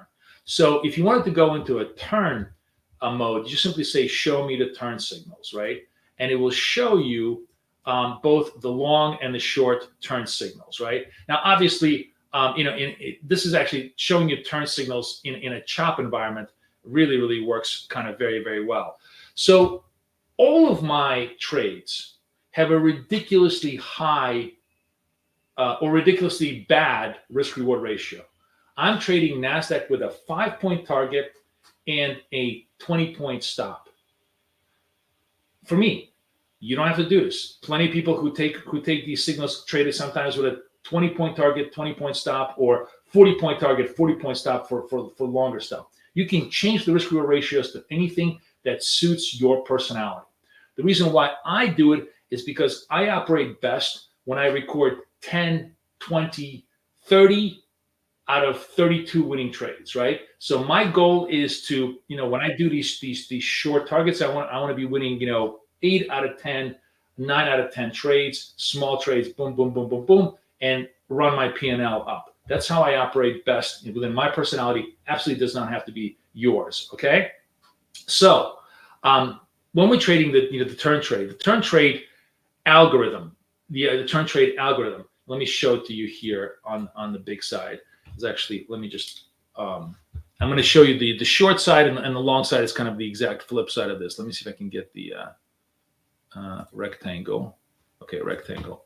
So if I focus on the rectangle over here, the short, the turn trade algorithm requires a 3-candle tap dance, a 3-candle pattern, okay? The critical thing is that the middle candle, if you're short, has to have the highest high. It's got to be the sky, or it's got to have if it's on the long side, it's got to have the lowest low. So you have a highest high, then a lower high, and a break of the open. So this red candle breaks the open. That gives you the short. I'm short 31s, targeting 5. Obviously, it makes more than 5. It goes actually 30 points. Boom. Same pattern over here. Well, tell me if you guys see this. Tell me if you need to make this bigger. I'm happy to make it bigger. Is it visible to you in terms of understanding the pattern? right? This one, it doesn't look like it's a short, but this actually did have I think it's the highest or the equal short. And then this one, oh, no. I take it back. This is the short. 1, 2, 3. This is the short. It breaks the short, and we go along, right? So the most important aspect of it is in the 3 candles. And obviously, sorry, the thing I forgot is obviously you're only going to short above the moving average and go long below the moving average, right? That's the term. So that's obvious. Do you want me to make it bigger to kind of like you can really see it? Okay. So in this original one, this is probably the most classic one, so you can see this better. So 1, highest high, boom, drop, right? Same thing over here, by the way. 1, this is the highest high, drop, boom, right? On the reverse side, let me just modify this a little bit for you. Let me just delete. On the long side here, what you see here is 1, lowest low. This one is the highest low, takes out the open, boom, long, right? Turn trade to the long side. So the turn trade is just my degenerate favorite trade. I love to trade it. I generally only allow myself to trade the turn trade after a big move to the upside or a big move to the downside. I don't allow. Otherwise, you're going to get lots and lots of false signals. But that's the turn trade, right? Okay. So then the second trade that we like to trade is the retrace trade. The retrace trade obviously trades longs and shorts here. But the idea is if you're above the moving average, this is a good example of a retrace, classic retrace trade. You're above the moving average. You have green candles, then you have a red candle, a retrace candle. And then you have a resumption of trend. So in this particular candle, above the trade, green candles, retrace candle, resume the trend, get long here, 1945 points, boom. It's actually a 20-point move. You're done. And this is the retrace trade. And you see it popping up. Retrace trade very often, especially if you have a nice clean trend, picks up some really easy, clean scalps. Boom, boom, boom, boom, boom, boom, boom. The trade, however, that we love to trade and the trade that I trade with you, and I do this for lots of reasons because I think this is the best trade. It's the simplest trade. It's the one that is the easiest to explain in live trading, is the momentum trade. And the momentum trade basically means that we're looking for a couple of candles above the moving average. Once we get 2 consecutive greens or 2 consecutive reds, then we're going to go either long and short and run that puppy in a direction that we want. And generally, the momentum trade most of the time really gives us that clean, +5 trade plus to the upside, +5 trade to the downside. A couple of warning flags of where I get the momentum trade. I start to hesitate, or I start to to watch it carefully. Is if I have like 4 or 5 consecutive momentum winning signals. So it's a big strong trend to the upside. Like let's just say here we have 1, 2, 3. Small negative move over here and a corrective move. 4 to the upside. I will probably hesitate, and after the 4th or the 5th, I will not take any more green ones for a while. I want to see some red M's. I want to see some short M's like this come in and give me a little bit of pause and start trading the other way.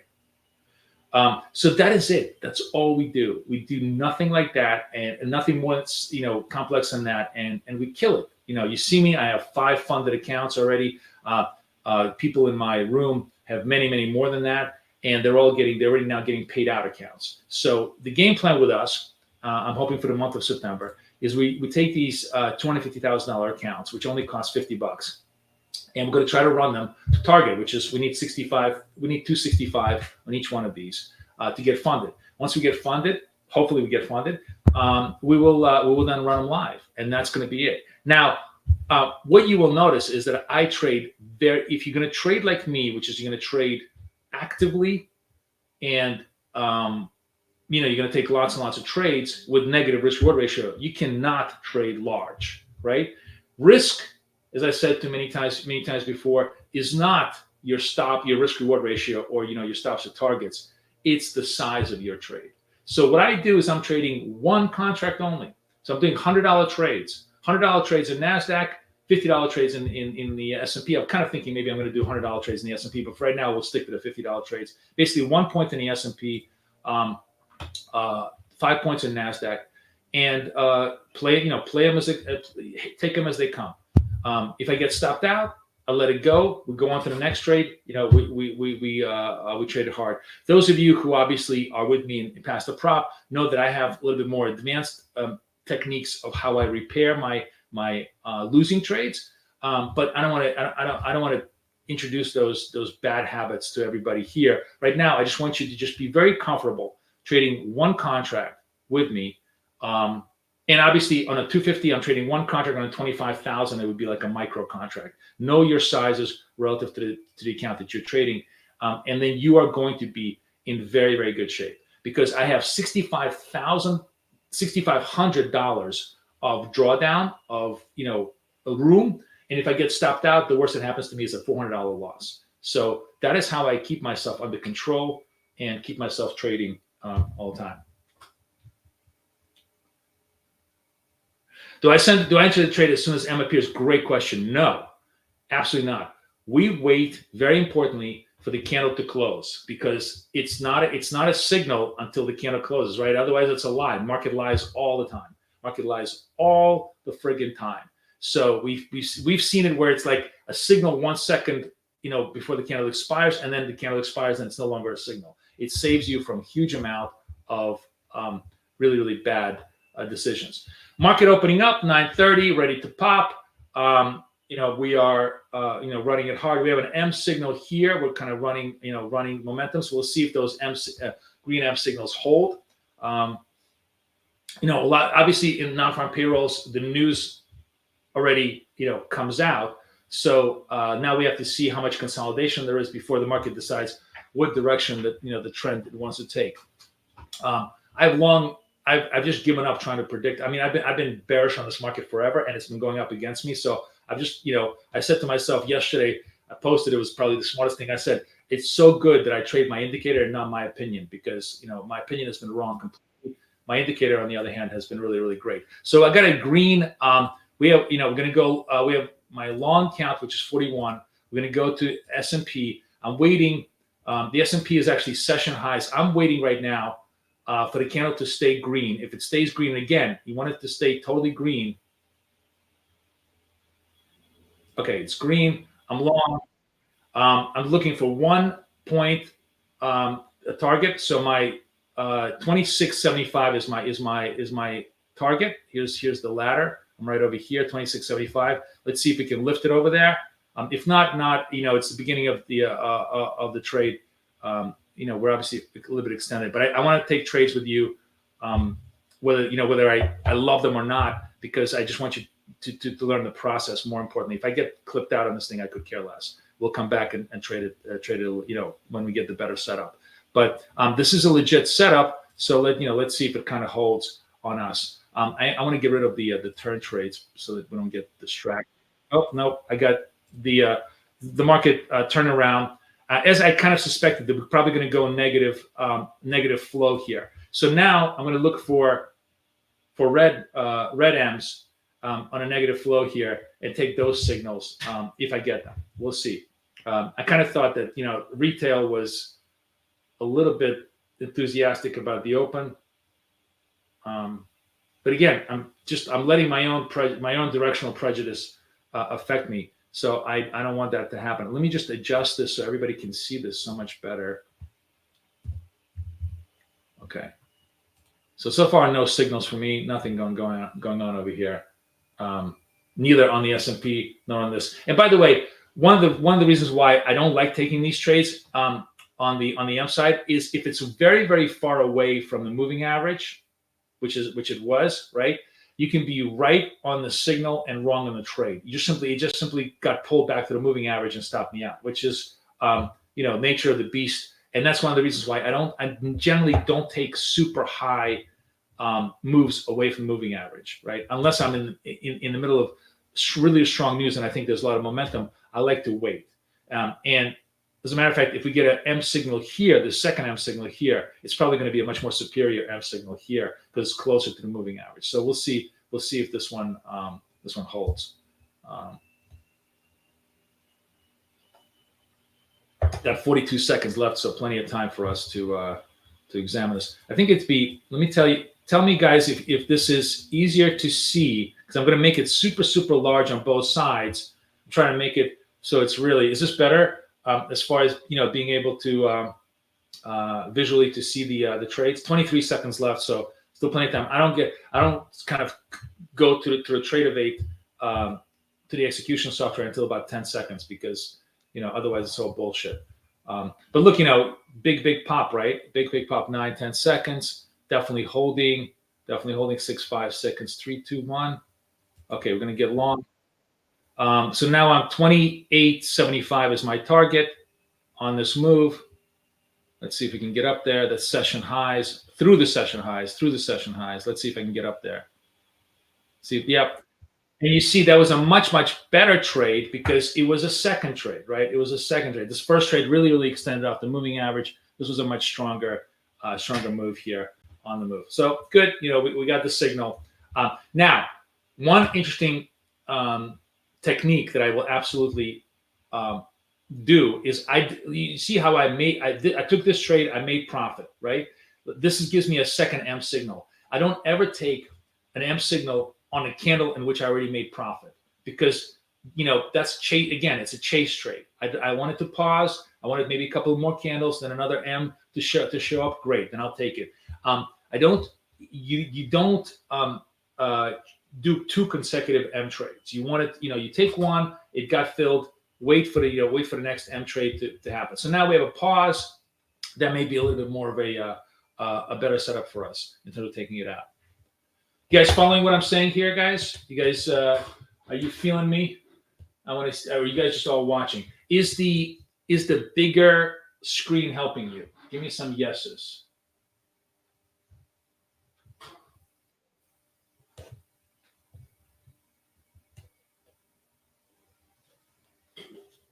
I don't see anybody talking to me. I guess are you guys all watching the markets?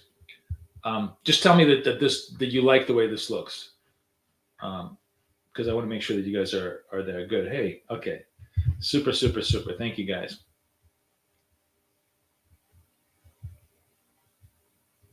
Scalping is so fast for you. Yes. So you're absolutely right, Mike. So Mike, here's what I would suggest. There's lots of people in my room who, first of all, just watch me. Get comfortable, watch me. By the way, red M on the NAS, red M on the S&P. Oops, let me just adjust this so you guys can really, really see this better. Oop, I hate this thing. 10 on the S&P. So I'm just adjusting my indicator. Red M over here, 37 seconds left, 35 seconds left. Is this an M? Yeah, it's an M over here, right? So I'm going to do the Nasdaq. So now we're going to go to my short account, the 42 account. I'm going to go to Nasdaq. As long as this thing stays red, I got 23 seconds, 24 seconds. We know it's a red M. We're gonna try and see if we can scalp this to the downside. 15, 16 seconds, lots of big moves. Really, really big move to the downside. Wow, it's just 8, 9 seconds, 7, 6. Okay, 5. All right, I'm short here. What's my target? 31. Boom. Done. $100 less than 5 seconds. That's what I like to do. And you guys are saying, oh, it's super fast. You're right. Remember how Kathy said she has no hesitation whenever she does a trade? That's because it's like hitting a forehand for me. I have done this 1,000 times. That's the whole point of you guys trading with me and the whole point of you guys trading prop with me. Get a prop account. Trade the prop account. Remember, prop account means nothing. It's not your own money. You can practice this 1,000 times. It's a small, tiny fee. You're going to get comfortable doing this over and over again if you want to learn scalp, or if you want to say, you know what, I like what you're doing, Boris. A lot of people really like what I'm doing, but I'm just going to simply follow a much longer trade. So if you want to trade a longer trade, what you do is you take the M on the moving average and put a 50-point stop, 50-point target, and then just give yourself 5-10 minutes of execution time, and just take those. Whatever you like to do. The beautiful thing about this particular indicator, the scalp indicator, is it can be used on ultra short-term time frames or longer-term time frames, depending on how you want to configure it. Depending on how you want to And it's not, now that I'm just talking about it. I mean, everybody knows that I am an inveterate tinkerer, and I love to just add more and more ideas to it. I could even I could even have like what I would call a day trading mode. It's not really a swing mode, but it'd be a positional mode where it would only show you the first M, or the first green M or the first red M of the moving average, and then those signals. Those are the best signals for longer term trades, because you're just starting. If this is indeed a trend slice, you see how this is a trend slice over here. The trend slice is something where you have a long trending movement. Then that's going to show it to you. So you can just I can have it where it just filters out, and it only gives you only those signals. You guys want me to do that? Would you like me to create a checkbox in here that only gives me the swing signals, and then you guys can just follow the swing signals?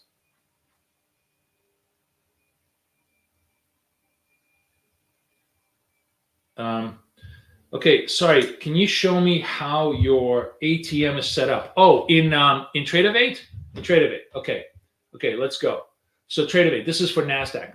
I call it NQ 2080. I just, obviously I'm not very creative. It's just descriptive, right? I'm doing it in ticks. I am. I wonder. I don't think I could post pictures, right? I don't think I could post pictures into chat. I was going to post this to the picture, but you see this. It's a type of stop loss and profit. Take profit is 20. Stop loss is 80. Stop. That's it. That's my ATM. If you want to see my ES, it's the same idea, but just 416. Stop loss and take profit 416. That's it. That's it. So I'm it's all super fast. That's why I love TradeNFP. Once I set it up, I hit the button, everything is done for me. I don't have to worry about it. Boom, boom, boom.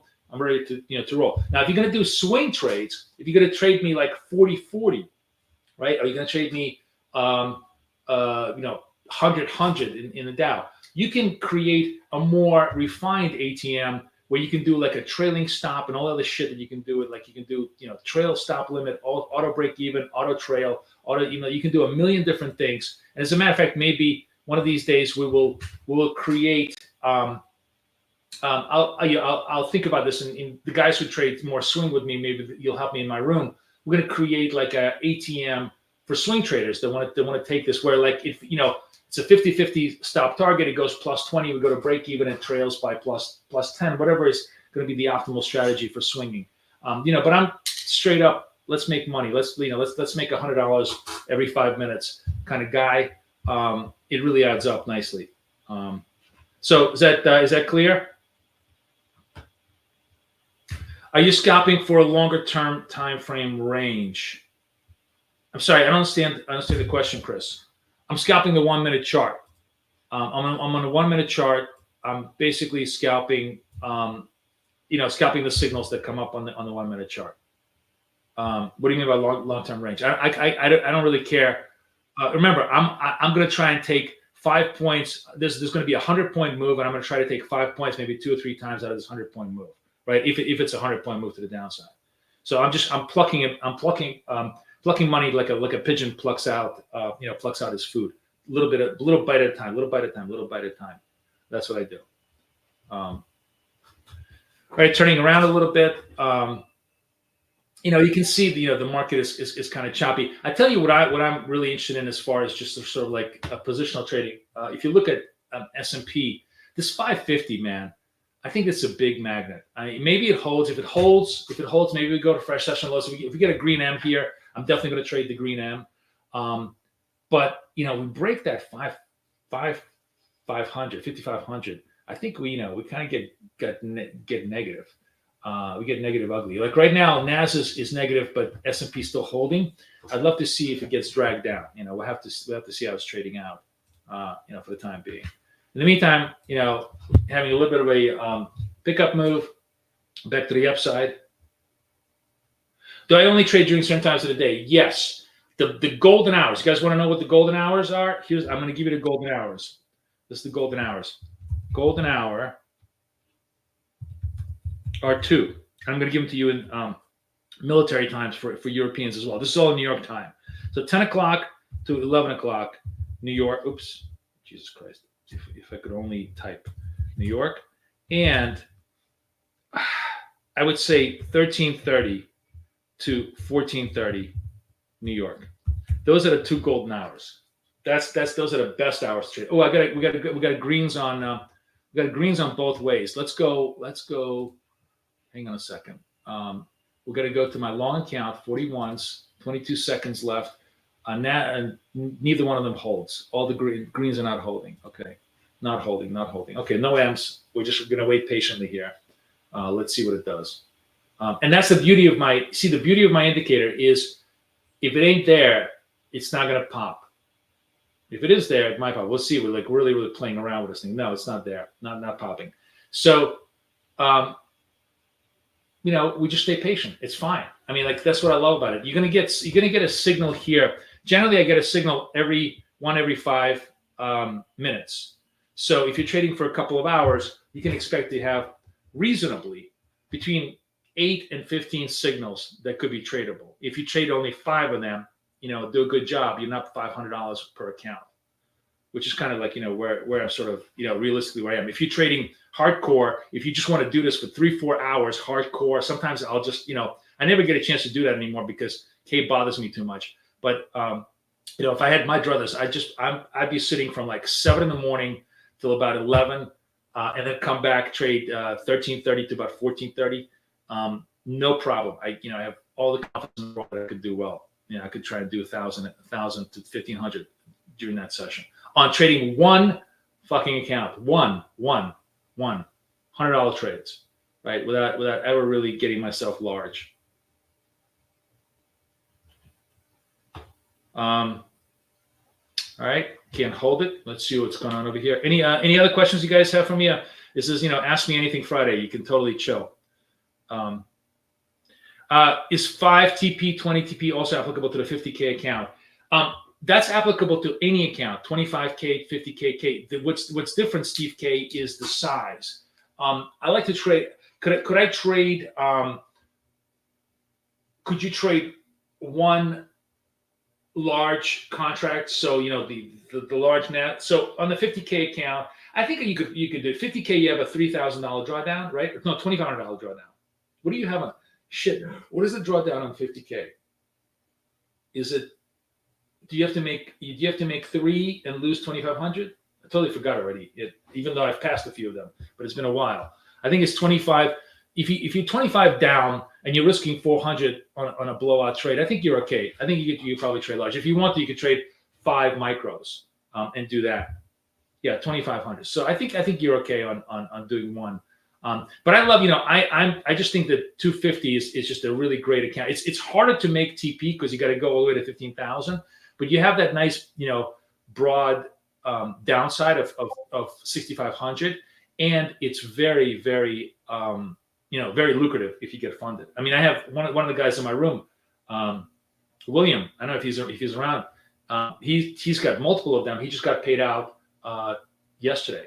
So, it's really, really great. You definitely have a chance to get paid out.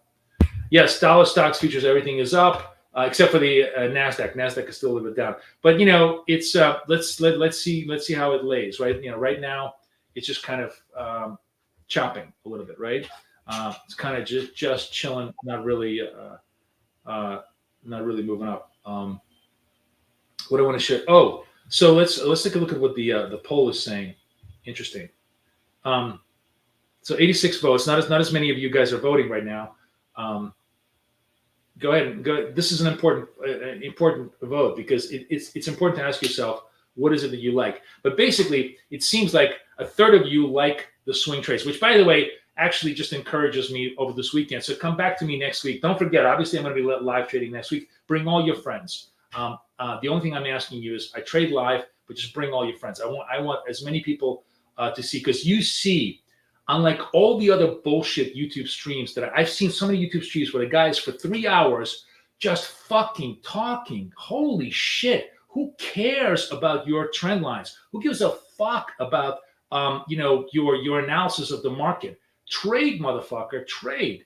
I'm setting up right now. Makes, put up or shut up. So I love the fact that, I want you guys to see that, that we trade here for real. and good, bad, or ugly, we trade, and that gets the action and gets you into the understanding of how the trades actually happen, right? Don't tell me, oh, this wasn't a good setup, or that wasn't a good setup. Fucking do or die. So bring me as many people as possible, because I think people need to see that trading for real can be done. Trading for real can be done. I got M's over here. So sorry, we got to go to the No, we're got to go to 42s because we're going to be on the short side. Let's see if this thing holds. Oh, time to whip out my glasses. So where am I? On the S&P. S&P's got the M's. Nasdaq's got the M's. We're going to go to Nas. We're going to see if we can try to sell the Nas. Sell it market. All right, let's see if the Nas does me right. Okay, I'm short. I'm 26.50 is my fill in the Nas. Another $100. We're good to go. That's what I want. I want you guys to show people. Yes, I fucking trade and I actually bank them. Now, could I bank a lot more? Absolutely, but that's not. The issue isn't how you win. It's the fact that you do win. You're welcome to take what I do and turn it a completely different methodology of how you win. But that's what it's about. All right. So, anybody want me to make the longer term swing signals too? Because look at this thing. So if you look at the longer term swing signals, right? This is the start, 43. It actually sort of washed itself out like 60 points lower. So if you had a 50-50 target. Now, by the way, this is I guess it's a brand new. Once it crosses, I would say it crosses the moving average, comes back over here. It's a brand new M. It's a brand new swing M, right? So if you're a sort of a swing mode trader, you're like, okay, let me try this for another 40-40. Does it work? Maybe it does. You got to give yourself room. You're going to eat much larger, stops if it doesn't work, but you're also going to enjoy much larger wins if it does. And it's not going to be as frequent and it's not going to be as accurate. But there are guys in my room who are just only taking this strategy, doing like 3 trades a day. Boom, boom, boom, knocking out 100 Nasdaq points, which is equivalent to $2,000, and done. Done. And props to you. If you have that personality and you have that approach, it's a great approach. Thank you, Andy, for the compliment. I really enjoyed it. It's nice to get a compliment on Friday. But anyways, my point is, we trade, right? I've done like already 5 trades with you guys. It hasn't even been half an hour since we started trading, right? That's what I want. If you guys want to show people how people actually trade instead of bullshit and mentally masturbate for 10 hours on their trend lines. I don't give a fuck if there's 10 trend lines. I don't care about some Fibonacci retrace that happened 10,000 years ago. None of this shit matters. It's all about flow. It's all about momentum. It's all about understanding where the market is going now, this instant, not about where you think it's going to go based upon some artificial construct that you have. So hopefully you guys agree with me on that.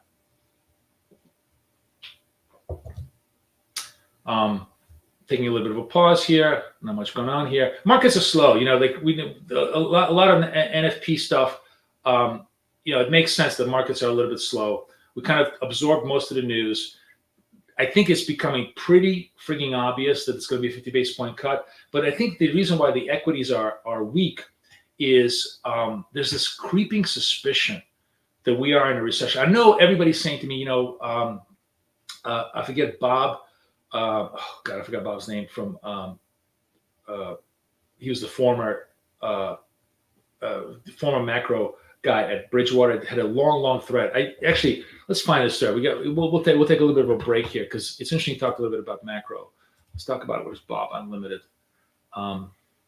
He had a great thread today about how, listen, it's not a recession, and I'm like, you're right if you're looking at data right now, but if you're looking at the data, 6 months forward, it may very well be. I think it's kind of signaling a recession. Where's Bob's thing? Let me see if I can find him. Bob Unlimited.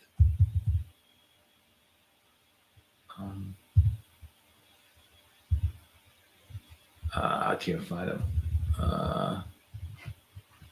Following. Now I have to look through. See if I can find it on my feed. It was a while back, so I wish I had bookmarked that thread. It was an interesting one.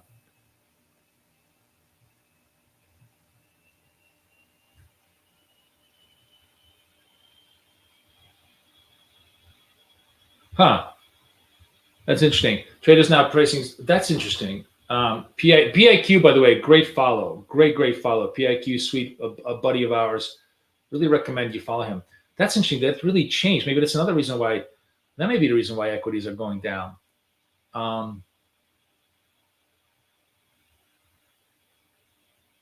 Wow. Huh. I thought odds had run up, but now they've come down. So that may be another interesting reason why we're kind of declining. Because if they're looking at 25 basis, they probably think it's not enough. How do we get the indicator? You simply sign up for BK. Let me just send you the link. Here's a discount link that you can just get it for a month. Or if you want my coaching, which is a much better value, you can just sign up for Pass the Prop. Or if you want the Apex, guys, make sure you absolutely hit the Apex account and do it. So should we do a little degenerate work? Is it time to get degenerate? You know me. Nobody loves more degeneracy than me. Is it time to do a little bit of turn trades? Let's see if we can do a turn trade here. Let's see if I can do a turn trade here. Am I on a turn trade? Not yet. No, this wasn't. Why the fuck is this not a turn trade? Let's see if it's a turn trade over here. I'm putting turn trades on here just for us to get degenerate again. Okay, yeah, this is a turn trade in this. All right, let's have fun. So we're gonna get degenerate. This is do as I say, not as I do. We're gonna go. Oh, I'm in the wrong account. Okay, buy bid. Okay, this is a turn trade. It is up, and it worked. You know me. I love my degenerate trades. So what is it? Turn trade. As I told you, we had a pretty long decline, right? I said like I don't really put the turn trades on until I got about 60, 70 points, at least 60, 70 points in NAS. And then I'm just looking for a very, very short move. So the turn trade, as I showed you, was this candle over here. Let's get big and you can see it. And I'll actually get rid of the indicator. So what you're looking for is 1, 2. This is the lowest low. This one is just a little bit higher, high enough that it's no longer lowest low. So you get 1, 2. This one is green. It's got to be green. We get long. I'm just looking for 5 points. Boom, boom, boom. That was another 100 points to the upside. So that was beautiful. We took that up. Is this going to be a meaningful turn trade? Maybe, maybe not. But at least it was, the first proper one that we want to do on the thing. I need a little. I'm glad you like my 2 chart look here, guys. And I think having the big charts is kind of easier to see, right? Do I have the turn trades on here? Oh, let me do both. I have both. So we have this. So I'm gonna look for a turn trade in Nasdaq in S&P too, because why not? Who doesn't love to pick bottoms? Come on, guys. But if you're gonna do this, my whole point is, first of all, don't be an asshole and don't try to pick every first turn trade. Let it sell off a lot or let it run around. And even then, you're probably going to be wrong. Trust me. Even then, a lot of times you're going to be wrong.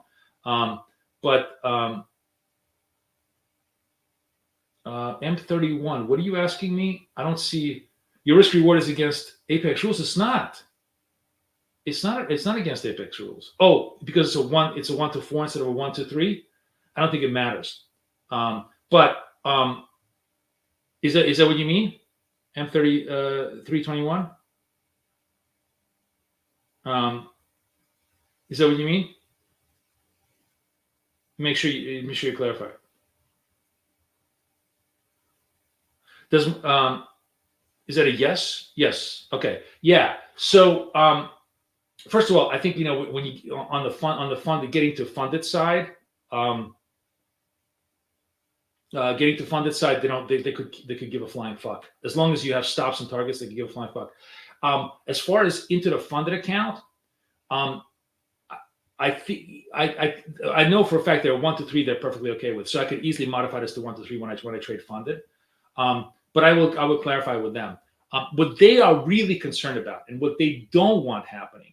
And this is the reason why they put those rules, and I totally understand with them. And this is exactly what you don't want happening. They want people who are like me, who are trading. If you look at my accounts, right? If you look at this account, let's just look at let's just look at drawdown here for a second. What they're looking for, let me just kind of make you understand what prop firms want.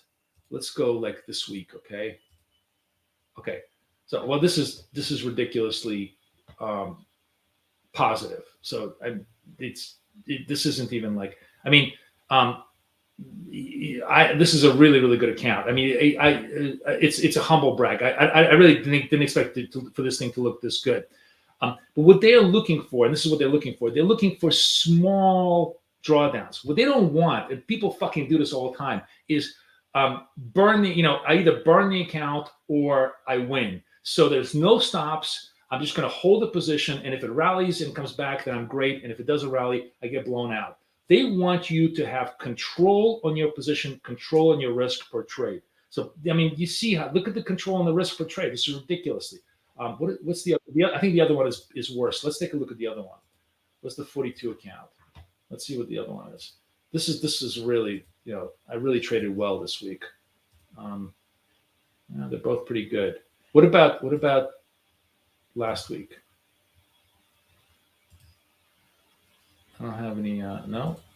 All right, no, I guess I must have traded these accounts really well. So, my point is, you absolutely can adjust my approach to this. Oh, we have a, sorry, I was talking, 321. Sorry, I was talking and I missed the trade. So I had red M's over here that would have made me money. Red M's over here that would have made me money. I missed the trade because I was looking at my accounts. And now I'm not going to do it. This is the other thing: is you missed it, let it go. Do not ever chase. Never ever chase. Every time I chase, I lose money. If I shorted here instead of shorting here, I probably would have lose money. It's probably going to go up my ass against me. So very important. The only discipline I've learned that I generally apply to myself is I missed it, I let it go. I missed it, I let it go. Oh, so Beefsteak, thank you. Beefsteak is clarifying. He's saying 1 to 3, 4 risk is allowed as long as you are also stay consistent and don't adjust more your risk from that. Yeah, that's the other thing, is pulling the stop. I never ever fucking pull the stop. Pulling the stop is absolutely the most amateur move in the world. Pulling the stop means you have a stop. You're like, oh, I think it's gonna rally. I'm gonna lift my stop, and of course, it goes right in your face. I always eat my losses. Always eat my losses. I think that's probably the only two things I can leave you with today. I eat my losses, and I don't chase them. I don't chase my signals. Oh, we got a turn. Ah, fuck, I missed a turn. All right, let's see if we can do a turn. We're gonna go 41s. Am I late on the turn? Where's the ES? Okay, I'm gonna wait. If this has got to be green, if it's not green, I'm not gonna take the trade. It's got to kind of stay green. No, I'm not gonna trade this trade. The turn trade was here at 96.75. It would have banked me. I kind of waited, and now I'm not gonna take it. I mean, this probably could be an okay trade as a continuous trade, but again, I'm trying not to chase trades. And sorry, I'm kind of missing trades because I'm looking at your comments, but you guys get the idea. No, Chin, I'm not taking the entry. You see me? Like, I'm actually being really good. A lot of times, you guys know my biggest weakness in lives is sometimes I'll miss a trade and I go chase it. I'm like, oh, fuck it, let's take it. We're late. I guess the thing if you're late, you ain't great. That's what you need to remember. I can't think of any stupid clever taglines. But if you're late, you're wrong. Basically, that's the whole idea. If you're late, you're wrong. There's going plenty. If this thing turns, we're gonna get green M's. I'm gonna trade the green M's. If the thing doesn't turn, we're gonna get red M's again. So lots of opportunities. I missed it in this next minute. In the next 5-10 minutes, there'll be a signal we can take. So that's the beauty of having so many signals. There's never a shortage of ideas. Oh, Janet is asking a great question. So Janet is asking me, do I ever exit for a lesser loss if I think it's going against me? Not if I think it's going against me, but if it is going against me, I'll tell you when I exit for a lesser loss. Let's say it's quiet hours, and I'm just, because I'm a degenerate trader, I'll be trading sometimes 4 o'clock in the morning, right?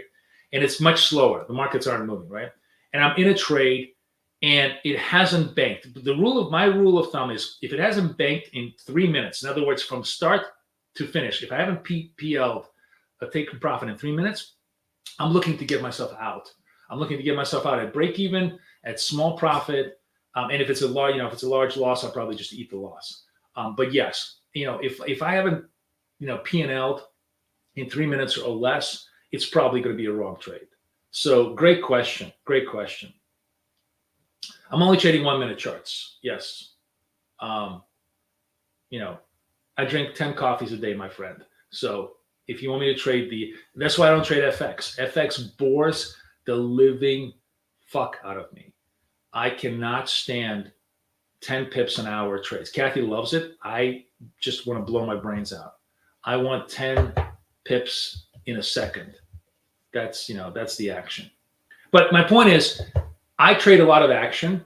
You can totally slow down my action. You can slow down my action to 1/10 my frequency and be very, very successful with my approaches, just simply adapting to your personality.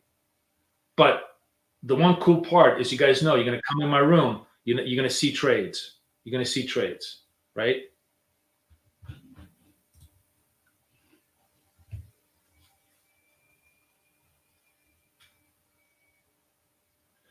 On the NAS, there's 2 M's without a green candle. Can I explain? Sorry. Are you talking about these 2 M's? These are red candles. They're supposed to be M's. Oh shit! Oh, God, I'm sorry, guys. The M. Okay, I think we're.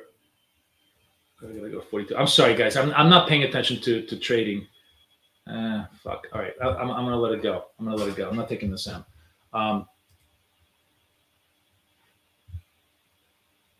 Let's just watch the charts for a little bit. I'm trying to answer your questions. The only negative part about the way I trade is, you snooze, you lose. I should have taken this fucking M, but whatever, it's fine. Let's see what I'm going to wait for the next signal, and I'm just going to focus on the signal process. I'm definitely not taking this turn trade. The turn trades were just off after a big sell-off. This is a red turn trade, which is it could work, but it's this, as I said, I'm only want to trade M trades with you guys.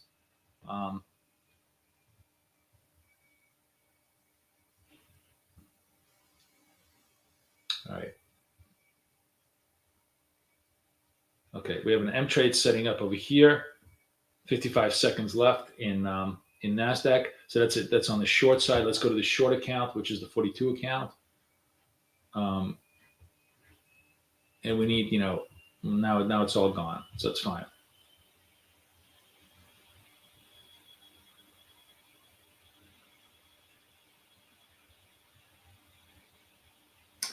I'm watching the Nasdaq chart because the ES chart is already TP'd for us. Let's see if Nasdaq has any trades.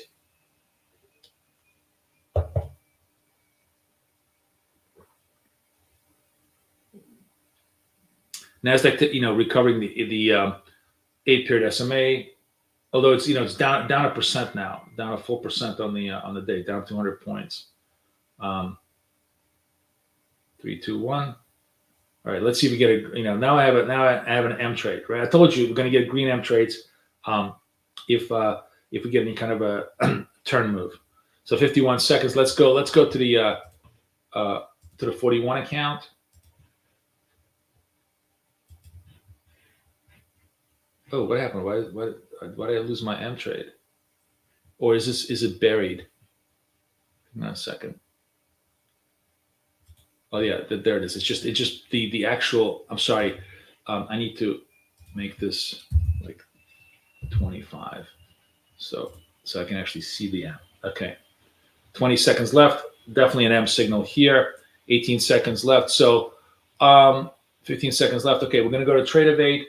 As long as this thing holds on green, 8 seconds, 9 seconds at around 3 seconds. All right, I'm long this trade. Target is 80.25. Done. Thank you. You see, when I'm focusing, like when all I'm doing is focusing, right? And I'm just looking at the trades, taking the trades, walking you through this. we're getting it done. When I'm answering your questions, guys, I'm sorry, I'm going to get distracted. But the beauty is, I said to you, I think, well, how many trades did we do already today? I already lost track.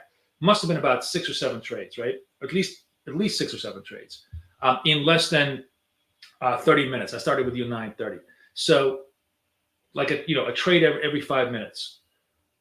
That's what I want you to kind of, tell people, that you come to my room, you're going to get a trade every 5 minutes, good, bad, or indifferent. You're going to get the setup, and then you're going to learn how to really capitalize on that setup.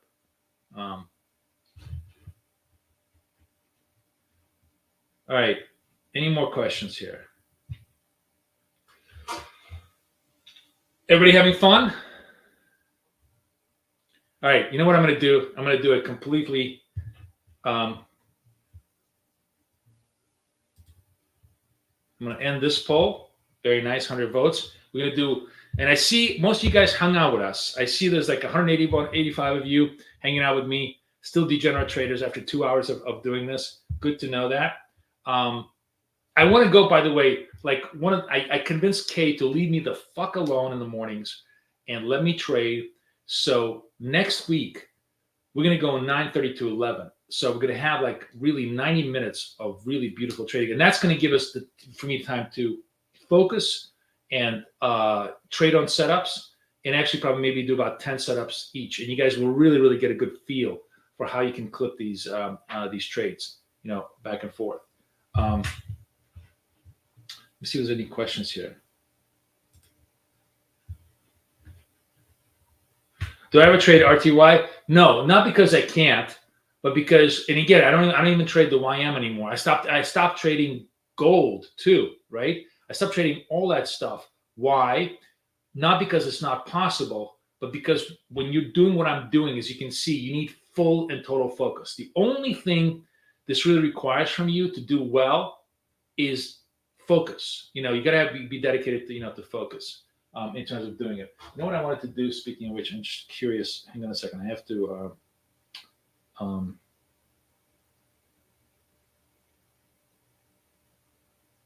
oh, look at that. Okay. Oh, okay. So well, we'll review my algo trades in just a bit. I want to take you guys to my algo trades, which are a lot more relaxing, which requires zero work on your part. And for CFD prop firms, certain CFD prop firms, they're totally tradable. So and also absolutely for your own accounts. So I'm going to talk about my ODP algo indicator next week in a big live session that everybody's going to be invited to. But but I'm just going to review it with you here. Okay. I'm looking at 35 seconds on this. I'm not a lover of this M trade. I'll tell you why I'm not a lover of this M trade. A couple of reasons. So let me tell you why I may pass up on this trade. So as I said to you, when I get about 4 or 5 consecutive M's to one direction, basically when I get 4 or more, and if you skip the green one, which is kind of a pause, it's really 4 M's. I want to pause. I want to see the market. This actually is probably going to be a good trade. Probably worth taking. The reason why I would take this is because, well, not really. Because I want, would I have taken this myself? Probably would have given it a shot, and it actually probably would have worked. But the reason, why I was hesitant is because a lot of oversold activity. It's kind of pausing over here, right? It's kind of pausing on the bottom, not making fresh lows, and it has a really strong chance of creating a near-term bottom. So I am less inclined to trade the red M within this context than I would be otherwise. But even though the fact that I would go for such short targets, you probably would have made this trade. It closed 25.25 and the low was 14. Yeah, you would have easily made the 5 points. So even for all my hemming and hawing, my approach would have worked on this particular trade. I'm just a little bit. I'm trying to see. Is this really, are they kind of done selling, or is this a pause and they're going to take it to fresh lows? And if it's going to take it to fresh lows, then we can try to trade more M's to the downside. Should have taken this trade, but I didn't. And I'm actually looking. Do I have the turn trades on? Let's put a turn trade on. Yeah, I do. I have a turn trade signal. So here's a turn trade signal. I have a turn trade signal here. Again, another degenerate trade on my part. If this thing holds green, it's got to hold green. If it doesn't hold green, then it's not a signal. But here's what I'm going to do. This is, if I'm in my degenerate mode, right, and I don't necessarily, I know that I shouldn't be doing something, I'll just simply trade the micro contract. So if this thing turns green and it gives a turn signal, just for shits and giggles, we'll trade the turn trade on a micro contract. Because again, I just want I want to show you what you should be doing when the impulse hits you to kind of protect yourself from doing stupid stuff. Okay, 3 minutes. All right, if this works, great. If it doesn't work, I could give a flying fuck about this. It's a tiny bit, but I think it's probably going to work. It totally works. So the turn trade, would have been another 100 points. We just made about 10. But again, what was my thought pattern? You saw that this was a 11 o'clock or 10 o'clock. We kind of consolidated on the bottoms here, right?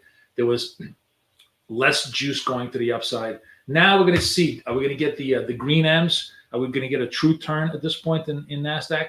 Let's see if that plays out, or whether this is just a pause that refreshes to the downside. That's how I look at the price action in real time to help me position myself as best as I can on my trades. How does the momentum trade print? I'm sorry, I don't know. I don't understand the question. How does the momentum trade print? You mean like what are the rules for the momentum trade? What makes the M show up? Is that what you're asking? This is to Michael Imrek.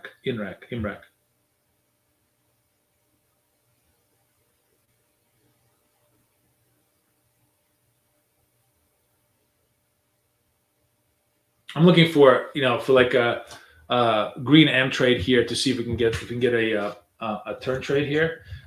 So the momentum, obviously they're a little bit proprietary, but it's the basic gist of it is you got to have two candles under the moving average, consecutive two candles, and kind of conversely consecutive two candles on above the to get the greens to give you that initial momentum thrust of the move. The momentum trade's underlying philosophy is that that signal suggests there'll be at least some, sometimes huge, but at least some continuity in the move.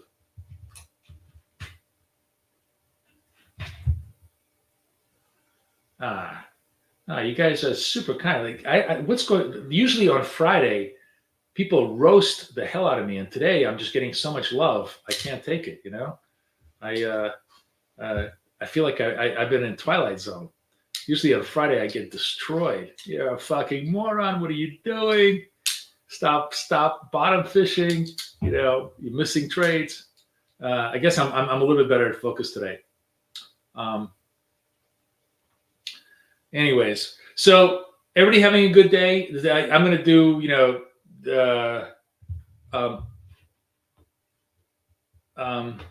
yeah, I missed the S&P 500. You're right. I'm sorry, Andy. Again, I'm not focusing. You're absolutely right. You know why I missed the S&P 500, Andy? And again, this is my prejudice. So this is what happened to you. So let's understand why I'm missing my signals. What's my mindset right now? My mindset is, we're 1030, we kind of puked out, we're bottoming out. Why the fuck do I think we're bottoming out? For no other reason than I'm just convinced that we're bottoming out. It's a stupid mental state. Because I'm in that mental state, I'm only priming myself for green M's. And I'm not watching for the red M's. I'm not watching for continuity M's because I'm so primed, especially because I'm focusing on Nasdaq, that hey, we're gonna start turning. They sold out. I've seen this 1,000 times. They kind of sold out. We're gonna try to rally this thing, right? That's my fault. I absolutely am guilty of that. Here's the good news about all of this. We're all monstrously flawed. None of us are going to trade well. I mean, Kay is probably the most perfect trader I know. My personality is far worse than hers. I have 1/10 the discipline that she has. And so my trading is for every degenerate out there, which is all of you guys sitting out there who know you don't have the discipline, the perfection, the precision to take every good trade. And that's okay, because my whole point is we can win even if we do 1/10 the work, as long as we just focus when we trade, right? As long as we focus on the signals when we trade, we can win.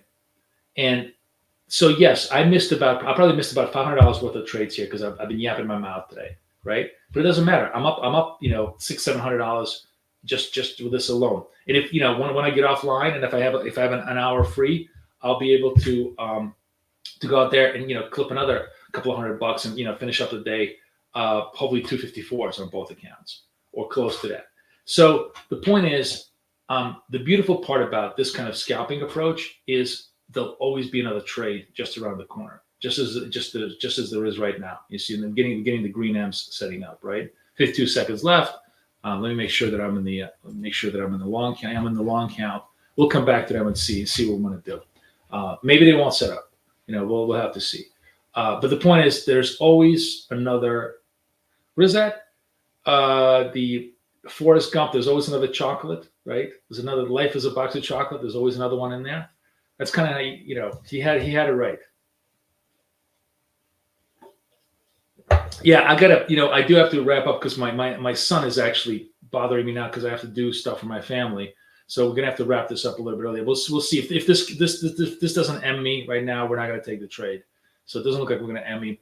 Probably we ended up really a pretty good day, I think.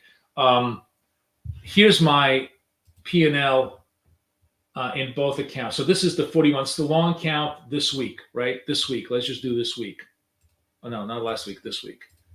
So 3,000 this week. Not bad. I think I didn't even start it because it was Labor Day also. So this is the long count, right? This is my long count. Really, see, I'm focusing. This 75 win to 20 is good. That's good on my focus trades. It's actually quite good. I really did not fuck up badly this one. Let's go to the 42 account. Let's see what that's done. This one is this week. Even better. Look at this one. This is the short account. Look at the short account. Wow. I did a good job in the short account. 92 against 92. I mean, that is very, very nice. Really, really good accuracy. So that's it. Just focus. And, the setups take care of themselves. No trades, guys. We had a great day. We had a great week. I really loved it. Next week, we do this all over. We get, SEP 18 is going to be a monster day. But come join me Tuesday, Wednesday, probably Thursday. We're going to do this hardcore. Thank you again. I'm going to leave final links for everybody to do this. Final giveaways. So here's the prop guide for those of you guys who don't have the prop guide. Here's the links to Apex for those of you that want to do Apex. Here's the link to our monthly offer, and here's the link to my coaching, and you can get all of that hopefully right then and there. Thank you again. It's been a pleasure, guys. It's been a lot of fun. I will see everybody next week. The last thing is subscribe. If you haven't subscribed, just hit the subscribe button, because then you're guaranteed to know when I'm trading live.